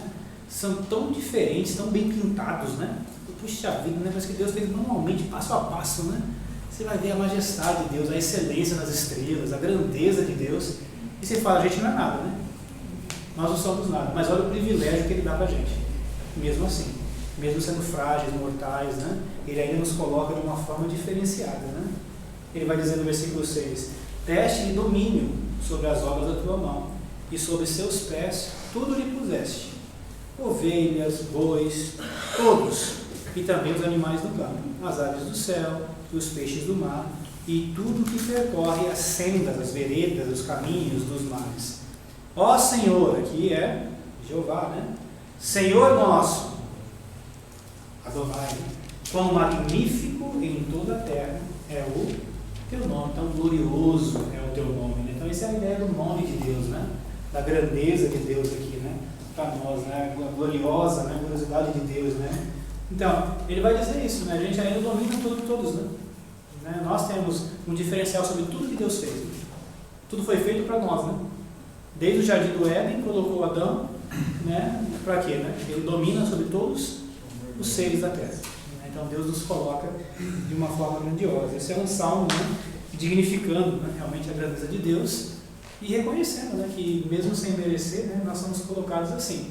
E a gente pode expandir isso aqui para o Novo Testamento. Né? Então, olha para a gente como imperfeitos, como falhos, e o Senhor nos adota, né? Nos coloca filhos de Deus. Né? Então, ainda mais ainda do que dominar sobre aqui, nos faz herdeiros de toda a grandeza dele e toda a majestade dele, assim como Jesus, né? Como nosso irmão. Então, são os valores, né? Que a gente às vezes a gente reclama tanto, né? Às vezes a gente murmura tanto, né? Mas a gente tem que gloriar mais, né? Agradecer mais o que Deus nos dá, né? Essa grandeza de Deus aqui. Então aqui a gente tem um nome que é Adonai, né? Dentro desse Salmo 8 aqui, só para exemplificar. Certo? Tranquilo aqui esse Salmo? Né? Esse é um Salmo que a gente poderia dizer que é um Salmo que ele é citado no Novo Testamento. Né? Então a gente vai ter a citação em Hebreus, só que a citação em Hebreus não é uma citação que a gente vai ver o mesmo sentido do Salmo. Né? Em Hebreus, quando ele cita, ele vai citar esse Filho do Homem aqui como Jesus, né? O foco do autor de Hebreus é o quê? Mostrar a soberania de Jesus sobre tudo, né? Então ele vai usar esse salmo de uma forma um pouco diferente do que o salmista colocou, mas exemplificando, ilustrando, né, a grandeza de Jesus, que Deus também exaltou quem? Jesus, colocou Jesus como grande, né? Certo? Então é uma forma um pouco diferente aqui, mais ilustrativa dentro do livro de Hebreus. Tá bom? Beleza aqui no Salmo 8? Mas mesmo em Hebreus, lá quando fala em relação a Jesus, né, fizesse um pouco menor do que os anjos, também cabe direitinho, né? Encaixa perfeito, né? Porque ele foi feito na forma humana. É verdade. Bom, na humanidade dele, né? Foi colocado sobre ele. É verdade. Então, essa terminação, essa tradução como anjos, né? Ela vem na tradução do grego, né? Então, no grego da Septuaginta, a palavrinha aqui para a palavra Elohim, né, é a palavra que a gente conhece, ângelos, né, no grego. Então, quando foi traduzido para a Septuaginta, usou ângelos, então aí é usado, né, no Novo Testamento como anjos, né, como seres celestiais, coisas assim. Mas esse termo aqui pode significar nome de Deus também, né, uma forma de falar de Deus, ou de algo supremo, né, algo grandioso, que os anjos são, né, na verdade, os ministros do Senhor. Vamos lá. A gente também tem o termozinho Javé, né, que a gente conhece, Javé, Jeová, né, que é o mais usado, né? Então é muito mais frequente esse termo, é o mais utilizado aqui no nome de Deus. E aqui a gente tem algumas definições, né? Por exemplo, alguns vão dizer que Javé significa ser um, né? Alguns vão dizer que é, significa eu sou, né? Então, é um termo difícil de explicar, mas lembra que quando Deus usa a primeira vez isso lá em Êxodo, ele está dizendo o quê, né? Quem eu vou dizer quem é o Senhor, né? Vou chegar lá no Egito, falar com o faraó, Moisés dizendo, né? E eu vou dizer quem me mandou, né? E o Senhor fala que sou eu, né? Eu sou eu sou. Quer dizer, não é para dar explicação, Deus é, né? Ele é. Né? Ele é, não tem que dar explicação para ninguém, né? Essa é a ideia, né? Aqui, né? Explicando, né? Então, apenas o Javé, né? É conhecido como indica aos judeus um Deus, que é eterno, imutável, capaz de manter aquele acordo, né? Ele é o Deus, né? Ele é. Então, esse é o sentido aqui primordial dessa palavra, né? E lembra que ninguém sabe mais como é que pronuncia esse nome. Ninguém sabe, né? O que significa, né? A gente normalmente chama de Javé, né? Mas no hebraico esse termo, a letra J, né? É algo mais moderno, né? Não existia naquela época. Então, alguns vão preferir chamar de Yahvé, né? Yahvé. Então, lembra que seria mais ou menos assim, né? Ali, ó, Y, W, H, W, H, né? Só que o hebraico só tem consoante, né? Então é difícil saber qual era a vogal que está no meio de cada letra daquela ali. Aí tinha os pontinhos. Então, os pontinhos vieram depois de Jesus, né? Porque eles já sabiam antes, né? Isso. Então, no nome de Deus é difícil de colocar pontinho, né? Tá. Não vai colocar, o que era? O que significa, né? Qual é? Né? Então a gente não tem isso realmente. Né? Então essa é a ideia, né? Eu sou um, né? Sou eu. Essa é a ideia do nome de Deus. Então está vendo que o ponto não é isso. Eu lembro de um grupo, né, que eles dizem que você gosta de ser chamado por outro nome que não é o seu, né? Então Deus também, você tem que saber chamar o nome dele. Sabe algumas coisas que Deus vai dizer assim, né? A questão não é o nome chamado, é o significado disso, né? Você pode orar a Deus e chamar ele de maravilhoso o tempo todo, né? Você pode orar a Deus e chamar ele de bondoso, de misericordioso, de grandioso, né? É as características verdadeiras de Deus, né? E não necessariamente reduzir a Deus a um nome, né? Como se Deus fosse um homem, né? E lembra que mesmo naquela época, para o judeu, o nome não tem o significado que nós temos, né? Quer dizer, na verdade, para eles, o significado é mais importante do que o nome em si. Então, quando escolhia lá Elias, né? Tem El, né? Tem o nome de Deus ali na história, né? Certo? Josias, né? O rei, tem o nome de Deus ali, né? Então, a gente vai vendo, né? Vários dos nomes com o significado dele. A importância, né? O Senhor é Deus, né? Meu Deus, né? O Senhor é o meu Deus. Esses são significados. E a gente vai ver que muitos personagens não seguem o significado do nome. Não seguem, né? A gente não, a gente nos dias de hoje, né, às vezes tem um significado para o nome. Mas normalmente é porque o nome é bonito. Por que eu escolhi esse nome? Eu sempre gostei desse nome, esse pai eu prefiro, não tem um significado necessário. Né? Mas para eles tinha diferença. Né? Certo? Então, para Deus, quando você pensar em nomes de Deus, coisa assim, são expressões da grandeza de Deus, né? Das qualidades de Deus ali. Mas para Deus também o nome tinha bastante significado, né? Apesar que ele trocava o nome das pessoas. Então, mas a significância, né, é a mais importante, né? Isso tem mais a ver, né? E nem sempre o personagem cumpre o significado do nome, certo? Mas você está entendendo como é que é? Não o peso de um nome em si. Às vezes a gente torna Deus no nosso pensamento humano, né? Não é o ponto. Deus vai dizer várias vezes, né? Eu sou isso, né? Tá vendo? Que poderia o que é? Quem é o maior do mundo? Sou eu, né? Eu sou o maior. Né? Então, esses são os pontos da grandeza de Deus, né? Isso é mais importante. O seu nome é grande, o versículo vai dizer, né? A tua majestade, né? Então, vai exaltar essa grandeza ali. Mas no significado, o significado é mais importante. Certo? Então, chamar Deus de bondoso, né? Olha só, né? O significado de majestoso, de grandioso, isso é mais importante. Né? Esse realmente é o foco da coisa. Até o nome Moisés, né, foi dado porque ele foi tirado da água. Tá vendo? O significado é maior do que um nome como a gente usa hoje em dia. E pela palavra estava vendo um comentário do hebraico, o nome de Moisés, o que tem mais relevância é o que tira. Aí o pessoal faz alusão que tirou o povo da escravidão. É interessante essas ligações que tem. Muito bom. Muito bom. Então, esse é o nome aí, né, que a gente chama de Jeová, Javé, Yahvé. Né? Então, o fato que Deus fez e mantém uma aliança é enfatizado. Né? Ele realmente é, né? Ele é isso, né? Essa ênfase disso. Né? Certo? Então, esse nome é bem usado no Salmo. A gente até viu aqui no Salmo 8 que é citado também.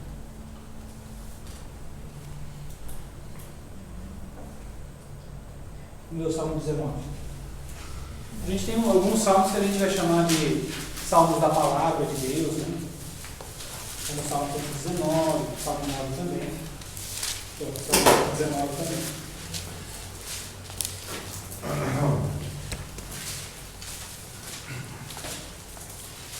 A gente usou ele ontem, né? Para cantar 2 hinos.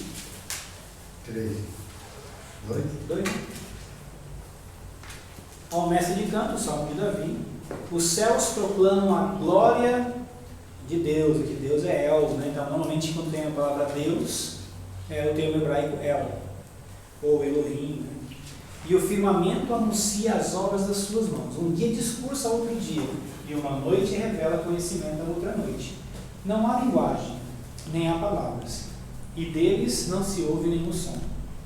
No entanto, por toda a terra se faz ouvir a sua voz, e as suas palavras até os confins do mundo. Aí pôs uma tenda para o sol, o qual, como um noivo que sai dos seus aposentos, se regozija como herói. a percorrer o seu caminho. Principia numa extremidade dos céus, e até a outra vai o seu percurso, e nada refoge ao seu calor. A lei do Senhor, aqui é Jeová, Javé, é perfeita e restaura a alma. O testemunho do Senhor, novamente, é fiel e dá sabedoria aos simples. Os preceitos do Senhor são retos e alegram o coração. O mandamento do Senhor é puro e ilumina os olhos. O temor do Senhor é límpido e permanece para sempre. Os juízos do Senhor são verdadeiros, todos igualmente justos.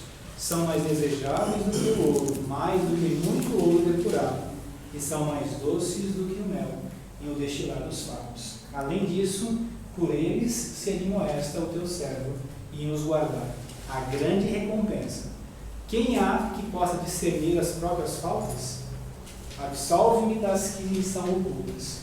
Também da soberba guarda o teu servo, que ela não me domine.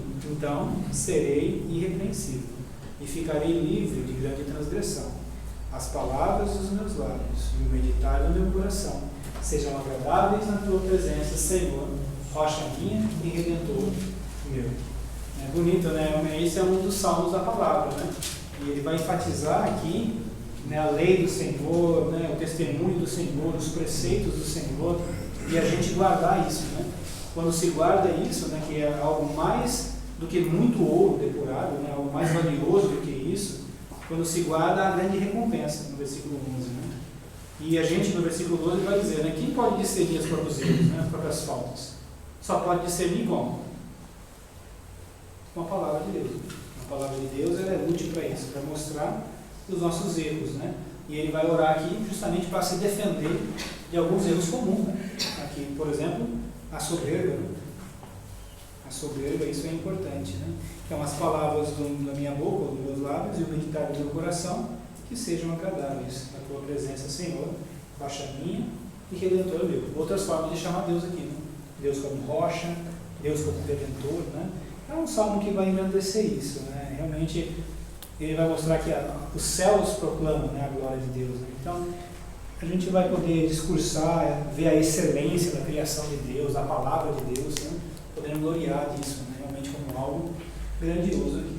Tá? Então é um salmo que vai mostrar, né, realmente essa grandeza, né? Tanto a natureza quanto a palavra de Deus, né? O livro, né? A Bíblia, como algo valioso, como coisas grandes aqui. Tá? Vamos continuar. O último nome que a gente tem é o El, né? A gente chama de El e chama também de Elohim, né? Então esses dois nomezinhos da língua hebraica. Certo? El significa poderoso, né? Tem o significado de poder. Já o Elohim é uma forma plural de muito poder, de grande poder, né? Mas também pode referir também ao objeto de nossa adoração. Ambos significados couberam nas finalidades dos salmos. A gente vai ter os dois, vai ter El e vai ter Elohim presente nos salmos e vai ser traduzido normalmente como Deus, né? Como Deus, que vem do grego, né, para nós, né? Deus, Theos, né? O termo grego. Então, o significado dessa palavra é poderoso. Né? Então, a questão dos nomes de Deus, novamente, né, tem a ver com o significado, né, a grandeza. Então, é como é chamado Deus. Né? Ele realmente é o poderoso, aquele que tem poder, né? A grandiosidade de Deus. Isso é importante. Aí é plural, né? Elohim. E o singular é como mesmo? El. Porque falar Elohim na criação, né? Também. Em várias outras partes. Então, mas é o plural aqui de poderoso, né? Não necessariamente que está dizendo. As três pessoas. Não é ponto, entendeu? O ponto é da grandiosidade do poder. Quando fala do Esperroache, Exato. Então aí você vai ter outras palavras para mostrar a pluralidade de pessoas, né? Da divindade. Mas aqui o ponto não é necessariamente que é mais de um ou um só, mas o plural de poderoso. Né? É como se fosse muito poderoso, né? Uma grandeza disso. Né? Certo? É mais essa ênfase mais no pessoal de Deus. Né? Certo? Entendeu? Entendi.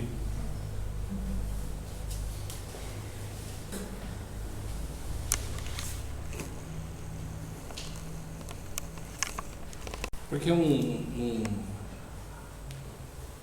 uma pessoa traduziu assim pra gente, né? Quando está escrito na Bíblia, nós, lá está falando sobre a pluralidade de Deus, né? Exatamente com essa ideia que você está falando aí, pluralidade da força de Deus, né?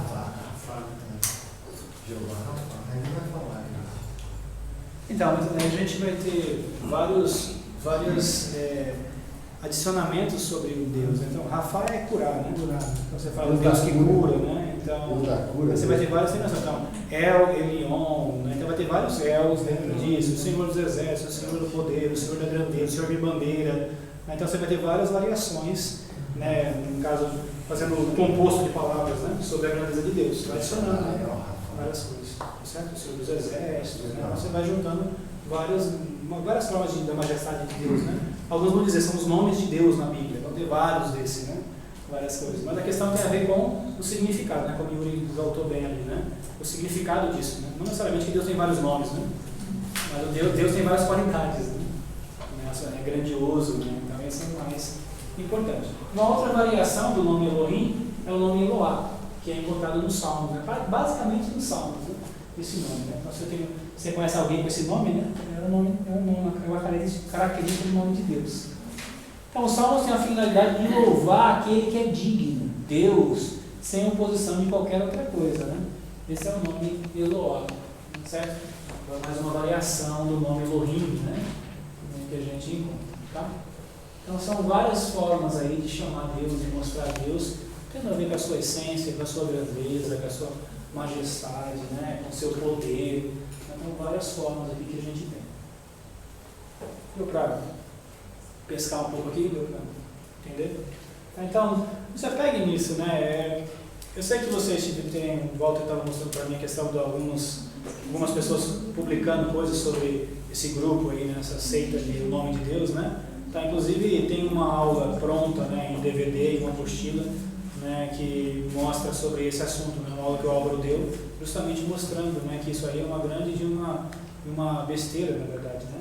De uma coisa boba que eles inventaram, tá certo? Então, se você tiver interesse nisso, depois você pega aí a apostila, né, o Walter tem, o Barbosa tem, né? Vocês pegam essa material, a congregação tem também, né?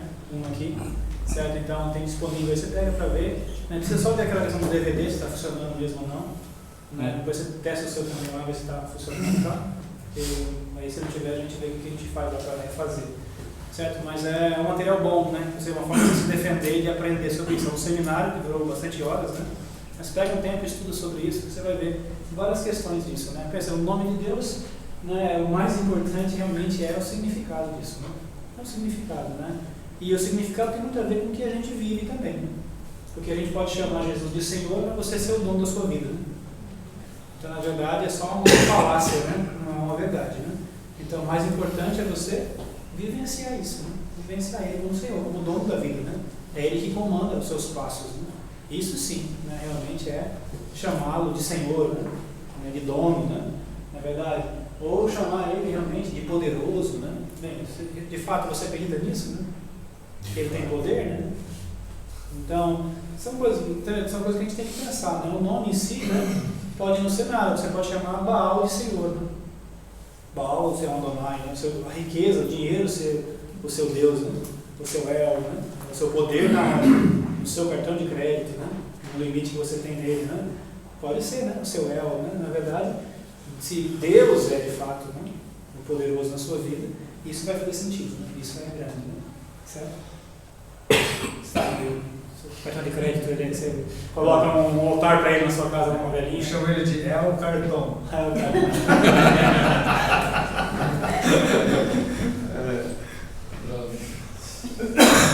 Já que você perguntou.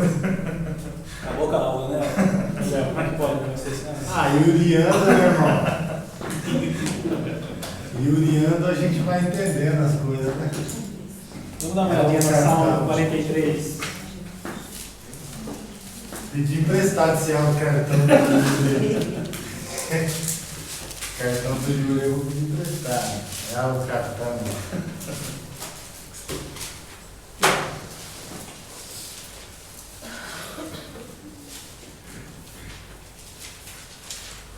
Lembra que a gente falou que alguns dos salmos, né, nos títulos dos salmos tem variações entre a versão hebraica e a versão grega. Por exemplo, no Salmo 43, na versão grega, diz que é um salmo de Davi.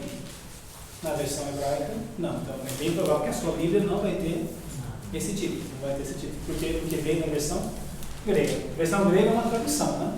Então confiava mais é o quê, né? A hebraica, né? Então aí não vai colocar. Mas é uma possibilidade. Não tem nada. A minha tem Davi aqui porque eu escrevi, né? Ah, sim. Septuaginta diz Salmo de Davi.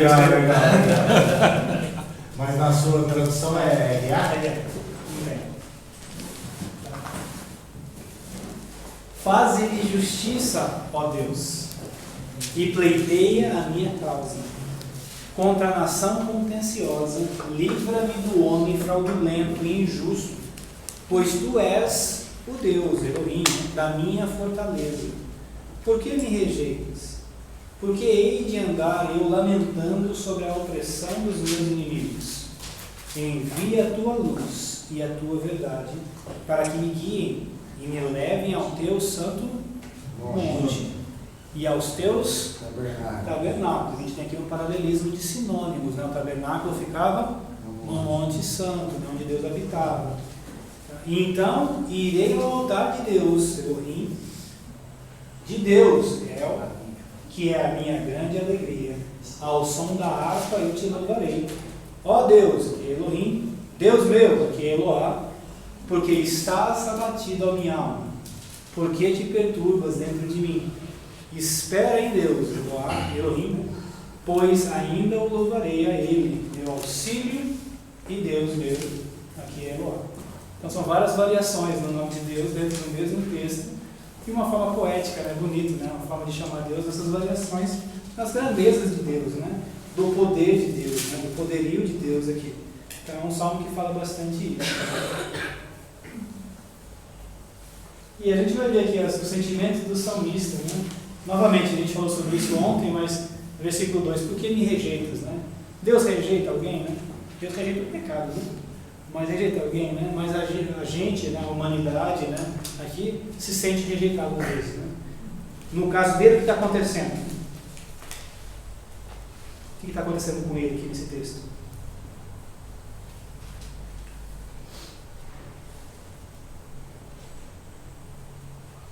Ele quer a justiça de Deus. Certo, por quê? O que está acontecendo? Sendo rejeitado pelo povo. Está tendo dificuldade ali na nação, né? Ele vai até dizer que tem homem fraudulento, uma nação que é contenciosa, né? Que faz contenda, né? Então é esse o sentimento que dá, né? Quando você está enfrentando adversidades, né? Frustrado, né? Frustrado com isso, né? Mas mesmo assim ele vai ter aqueles lapsos aqui, né? Deus é a minha fortaleza, e depois vai falar que se sente rejeitado, né? Depois ele vai contar até com a alma dele, né? Por que minha alma está batida, né? Por que estou perturbado, né? Ele vai dar a própria resposta no versículo 5, né? Ele está mostrando a fragilidade humana. Eu estou abatido, eu estou perturbado por dentro, mas qual a resposta para isso? Ele mesmo exorta ele mesmo. Espere em Deus. Ainda eu louvarei meu auxílio e Deus mesmo, né? Então quer dizer, ele mesmo dá a resposta para os, né? Então um pensamento aqui, né? Meio que um solilóquio, né? Aqui, né? Uma conversa com ele mesmo. Quer dizer, nós às vezes sabemos qual é a resposta para as nossas dificuldades, né?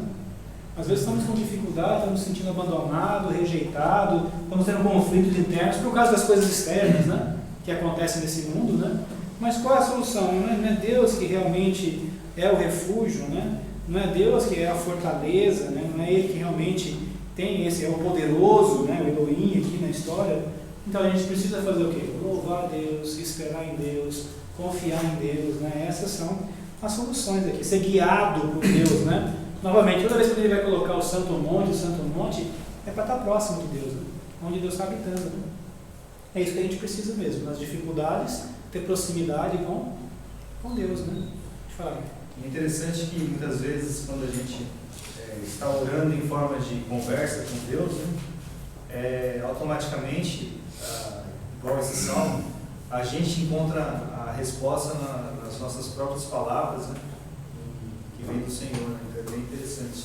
É verdade. Interessante, né? Aqui ele está dizendo, né? Por que eu vou ficar andando lamentando? Porque meus inimigos me oprimem, né? Pela opressão, né? Então a gente pode viver assim, né? Lamentando porque está sendo perseguido, porque não está dando certo as coisas, né? Pode fazer isso, né? Mas a resposta para isso mesmo a gente já sabe, né? Na verdade não é Deus que é o poderoso, né? Não é Ele que é o refúgio, né? Espera nele, confia nele, né? Coloca nas mãos dele, né? Deixa que Ele age. Se você não tem poder para resolver a situação, quem tem, né? Não é verdade, né? A gente tem até uns pensamentos de salmos que a gente canta também, né? Que fala, quem é Deus acima do Senhor? Né? Não tem, né? Quem é rocha como o nosso Deus? Ele é seguro, né? Ele traz segurança, né? Então o que vai adiantar eu lamentar, né? O que vai adiantar a minha alma ficar batida, né? O que vai adiantar isso? Né? Não vai adiantar. Na verdade, eu preciso ter as respostas na minha conversa, né? Está vendo que é bonito, né, essas conversas, né? Mexe com o sentimento humano, mas com a grandeza de Deus, a força de Deus. Então a gente pede muito por não orar, né? A gente pede demais por não conversar com Deus, certo? Não deixa esses tempos corridos nossos hoje fazer você se afastar disso, né? Fala com Deus, conversa com Deus o tempo todo, né? Coloca, agora engrandeça Ele, né? Exalte a majestade dEle, mesmo quando eu estiver com dificuldade, oprimido, com a alma, né, intranquila, né? Mas coloca na mão dele. Responda, né, Yuri, as suas próprias questões, né? Com a palavra que você já conhece. Dá as respostas para você mesmo, né? Coloca nisso, né? Fala com Deus, né? Dialoga com Deus, né? Muito, muito interessante, né? Então, esse termo aqui, né, de Elohim, né, de Deus, normalmente no grego veio o nosso palavrinha Deus aqui, né? Traduzido para o grego para Theos, né? Theos é a ideia de Deus para nós. Então, por isso que a gente chama de Deus, né? É esse Elohim, esse Elohim aqui, que tem a ver com poderoso, né? Com o poder de Deus, com a grandeza de Deus. Beleza? Aqui estamos sobrevivendo? Muito assunto para pouca cabeça? Ou muita cabeça para pouca assunto? Como é que está? Alguma dúvida no comentário? Fala um pouco aí, estamos falados hoje. Não, está liberado. Estou liberado? Posso falar? Não, na aula dele. Ah, tá. Terça-feira. Terça-feira que vai ser 20h30, terça-feira. Obrigado. Não, tá, fica à vontade. Então, agora está dando comentário. Tem alguma coisa interessante aí no comentário seu? Não, muita cabeça para E aí, tem alguma coisa nova aí no seu comentário? Você está falando do 42 aqui, que tem uma. 43, né? 42,5, não, estou falando de 43. Aqui são dois, ele fala aqui que o 42 e o 43 é um só, duas partes. E é interessante que ele fala assim, ó, é um bom momento para fazer o que eu mesmo. Pergunte a si mesmo por que é de grande ajuda apontar a razão, as razões por trás da agitação anterior. E aí ele fala aqui que uma vez que você colocou o dedo na ferida, converse com Deus a respeito. E aí eu falo para você, uma vez que eu fazia a pergunta para Deus, por que eu sofria? Eu nunca mais faço a pergunta. Tem que falar para quê, né? Eu falo por quê, vai mostrar para você por que você está sofrendo. Porque tal dia você falou aquilo pro Walter? Ah, tá. Assim, para quê, né? Para que você está passando? E ele vai passar para você. Você falar por quê, aí você vai ver o chicote estralar no lombo. No lombo? A gente como eu falar, esse curso aqui é um incentivo para nós orarmos, né? Também deveria ser um incentivo para nós cantarmos mais, né? Também. Mas é importante a gente saber como orar também. Isso é importante. Porque, como a gente vê no livro de Tiago, a gente já falou aqui nesse curso, né? Que a gente tem dois erros, de não orar e de orar mal. E a maioria da gente faz essas coisas. Não ora, quando ora mal. Então, quer dizer, Deus ele nos deu acesso ao seu santo monte aqui. Ele nos deu acesso ao tabernáculo, na presença dele. É como você chegar lá e não saber fazer pedido, né? Não saber conversar. Ele deu acesso, mas você não fala. Então, quer dizer, né, a gente precisa aprender, né? Aprender a orar, aprender a falar com o Senhor, né? Aprender a exaltar Ele e saber o que é mais importante, né? O mais importante. Então, se a gente ficar num sentimento muito terreno aqui, a gente vai pedir por coisas erradas, normalmente. Se a gente realmente entender a grandeza, a majestade, a salvação de Deus, a gente vai pedir coisas boas que são importantes para a nossa vida, que vai fazer com que a gente não se abale, né? Certo? Porque coisas físicas são transitórias, limitadas, né? Incertas, inseguras, né? Tudo isso vai acontecendo, né? Então é isso, né? A gente está vendo, novamente pegando o exemplo da política brasileira, tinha os caras que estavam muito bem, né? Os caras, eu lembro de há um tempo atrás, né, como é o carioca lá, que está preso? Cabral? Não. Cabral? Beto Batista. Leque Batista, né? O cara estava em todas as revistas de administração do Brasil, era o cara. Ele era um cara de empresa, o cara não fez faculdade, era bambambam e não sei o quê. Hoje ele não fazer faculdade, ele tem que estar na cadeia comum, né? Nem lugar especial ele não tem, né? Mas você está vendo como é que é, como mudam as coisas, né? É transitório as coisas desse mundo, gente.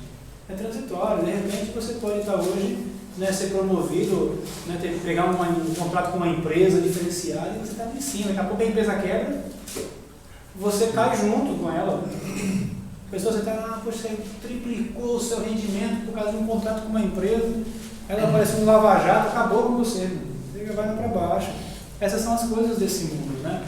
Os salmos nos ajudam a centrar no que é importante, né? Nossa alma realmente ter tranquilidade, porque olha, vai acontecer, né? A gente vai, tudo bem, a gente pode orar por isso, você livrar do homem fraudulento, da injustiça, né? Tá certo? Dos inimigos que nós temos, a gente pode orar por isso, né? Mas a gente tem que orar para a gente ter tranquilidade, né? Porque mesmo que sofra com injustiças nesse mundo, a gente saiba que o mais importante é a justiça de Deus, não é do mundo, né? Certo? Fabinho? No 3 ele pede, envia a tua luz e a tua verdade para que me guie. Na verdade nós já temos, né? Ele já enviou. Aqui ele está pedindo. É interessante, né? Porque Jesus vai ser chamado de a verdade e chamado de luz, né?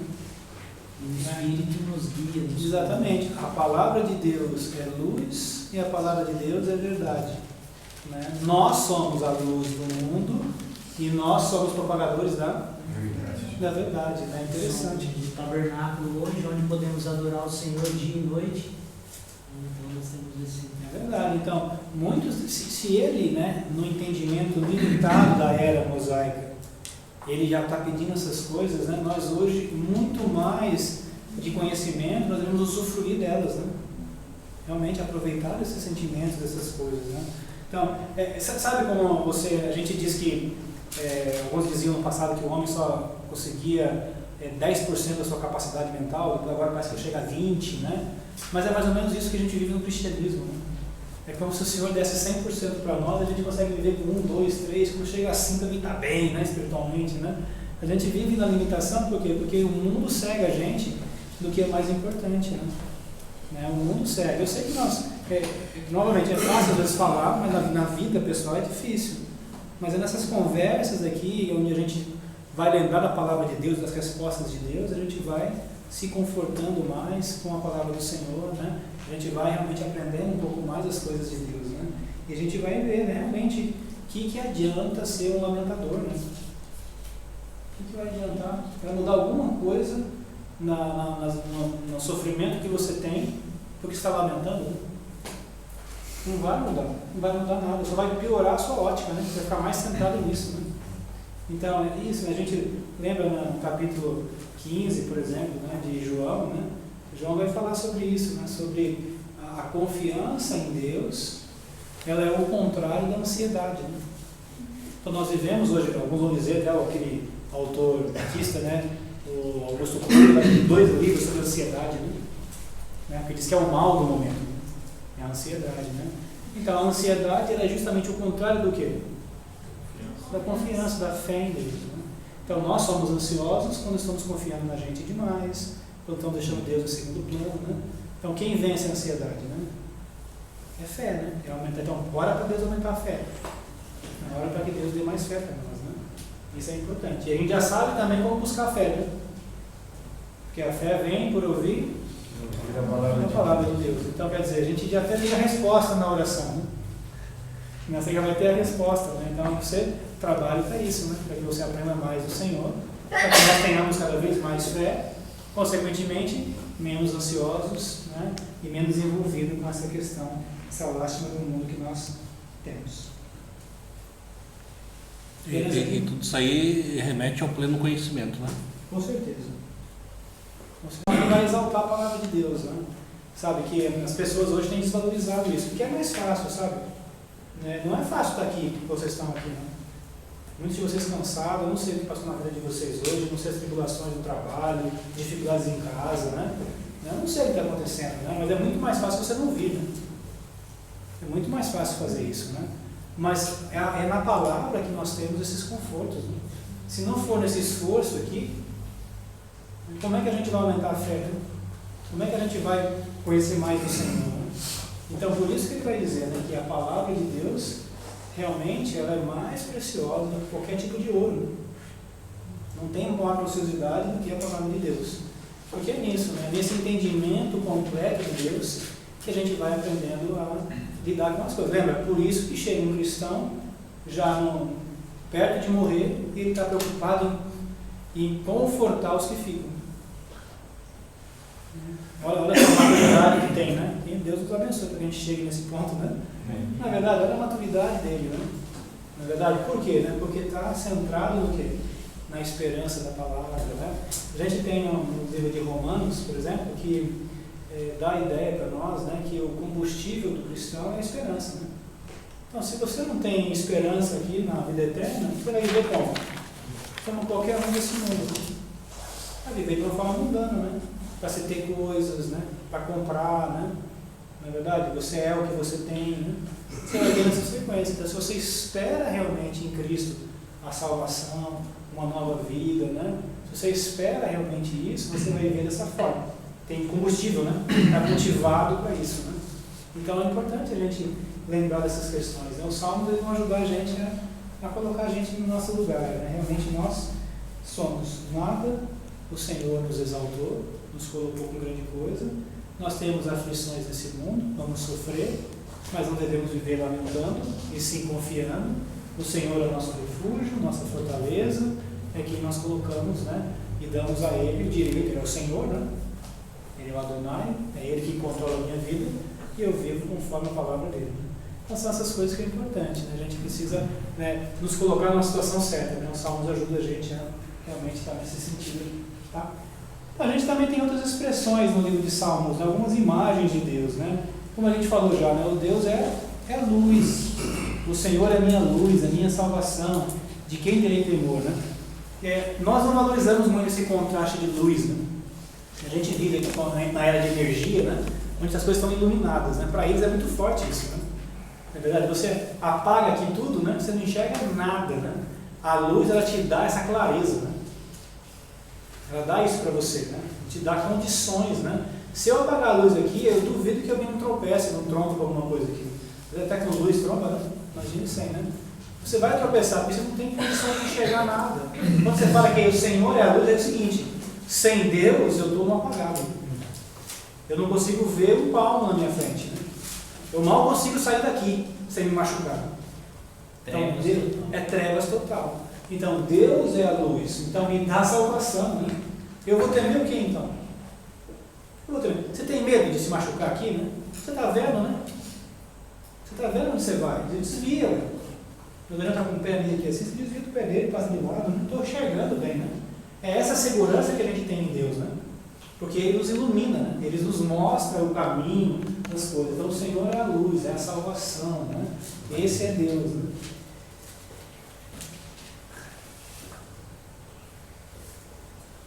Acho que resplandece de luz, né? És mais majestoso que os montes, cheios de despojo. Deus é sol, o Senhor Deus é sol e escudo. O Senhor concede favor e honra, não recusa nenhum bem aos que vivem com integridade. Deus é uma rocha, vive o Senhor, bendito seja a minha rocha.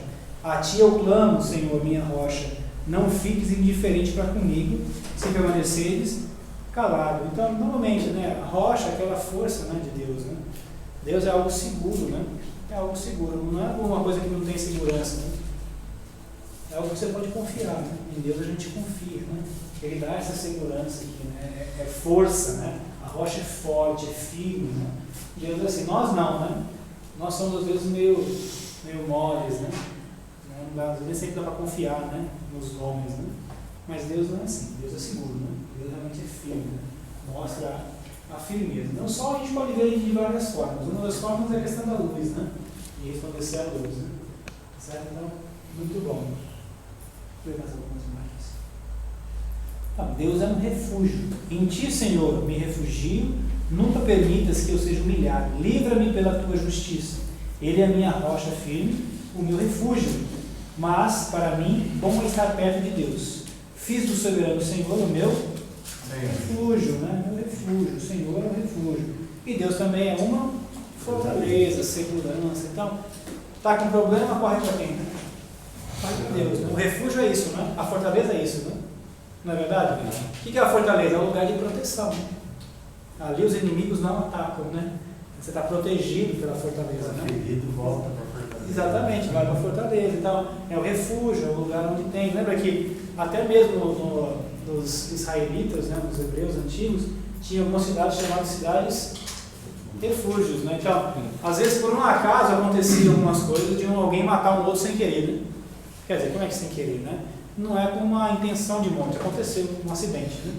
Só que acontecia, a família do cara podia vir e tentar pegar, matar ele, né? Ele fazia o quê? Ia para uma cidade refúgio. Naquela cidade, enquanto ele estivesse lá, ninguém poderia feri-lo, né? Então, Deus é esse refúgio, né? Né, Léo? Quando está ferido, Vai para a fortaleza. tem um risco, vai lá, se refugia para Deus. Se arma, pode ser. Exatamente. Se armar. Na verdade, você não vai nem se armar, né? Na verdade, você vai ter a proteção dele. Né? Ele vai estar protegendo por Se si. armar com ele também. Exato. Então, Deus é assim, né? Deus é aquele que dá essa segurança para a gente, esse refúgio, essa fortaleza, né?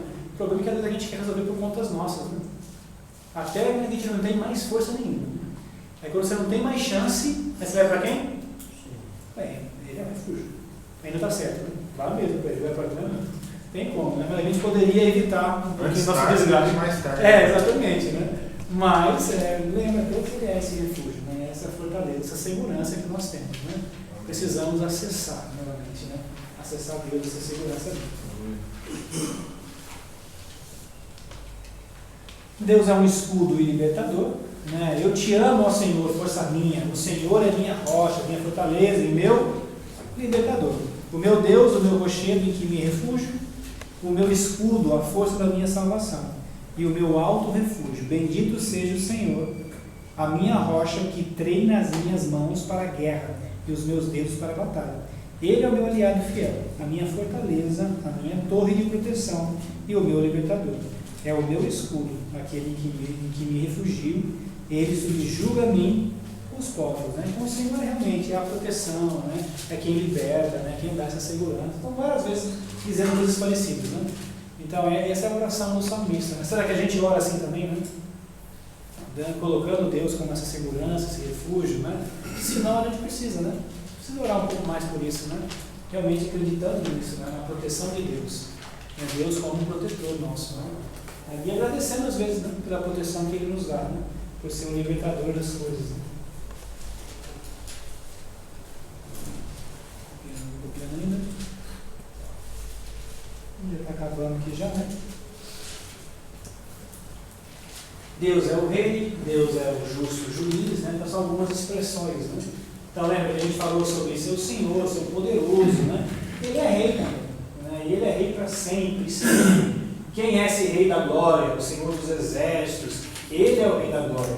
Pois Deus é o rei de toda a terra. Cantai louvores com salmo. Deus reina sobre as nações. Deus está sentado sobre o seu santo trono. Deus é retratado como a régua eficaz do céu e da terra, em especial de Israel. Deus é nosso rei. Deus é justo juiz.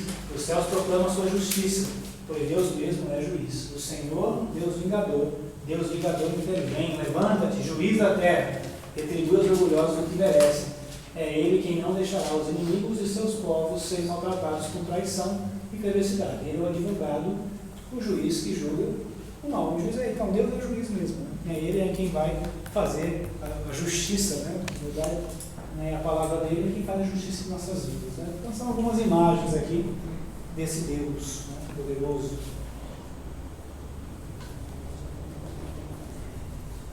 Estamos bem aí? Todo mundo acordado?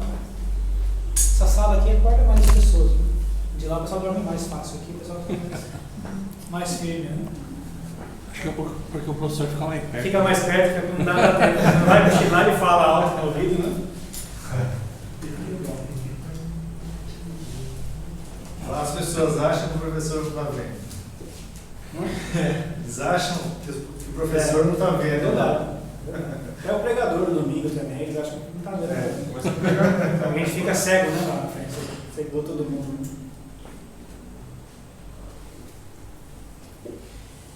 Deixa eu só ver se tem mais aqui, eu vou ficar acabando. Esse é o último dos exames. Tá? Então eu vou parar por aqui, né, 10 horas, tá bom? Já. Tá, amanhã a gente, se Deus permitir, né, a gente retorna aqui às 14 horas, certo? A gente vai ter um trabalhozinho, tem mais um tema para a gente falar amanhã. A gente vai falar um pouquinho mais sobre a questão dos salmos da igreja, os salmos do Novo Testamento, né? Um pouquinho sobre a adoração também. Então a gente vai ter mais um tema. E tem a nossa atividade de amanhã, né, valendo nota, certo? Então a gente não deve ir até muito tarde amanhã, mas deve aproveitar bem a tarde, né? Porque da tarde a gente vai. Qual é o horário? Desculpa. 14 horas, celular, né? O celular não deixa você escutar, né? Vamos desligar o Wi-Fi, vamos desligar o Wi-Fi. Amanhã. Os caras pegam só no meu pé, bicho. É complicado. Amanhã, como ninguém colocou dinheiro naquela caixinha, a gente vai botar o celular naquela caixinha. O celular me ajuda a concentração, você viu quando eu fico tão falando. Bom, vamos encerrar com uma oração. Espero que a gente tenha ajudado a gente, né? A gente vai terminamos hoje a parte dos salmos dentro do livro de salmos em si. Amanhã a gente vai falar um pouquinho de uma coisa mais geral da adoração, do Novo Testamento, né? Das 14 até que horas? Até a hora que terminar, né? Amém. Certo? Então, Isso não foi fácil. tá. A gente vai fazer uma oração, depois o Barbosa tem um aviso para dar. Ah, você está conversando com ele também. Vamos ficar de pé, vamos fazer uma oração. Foi, né?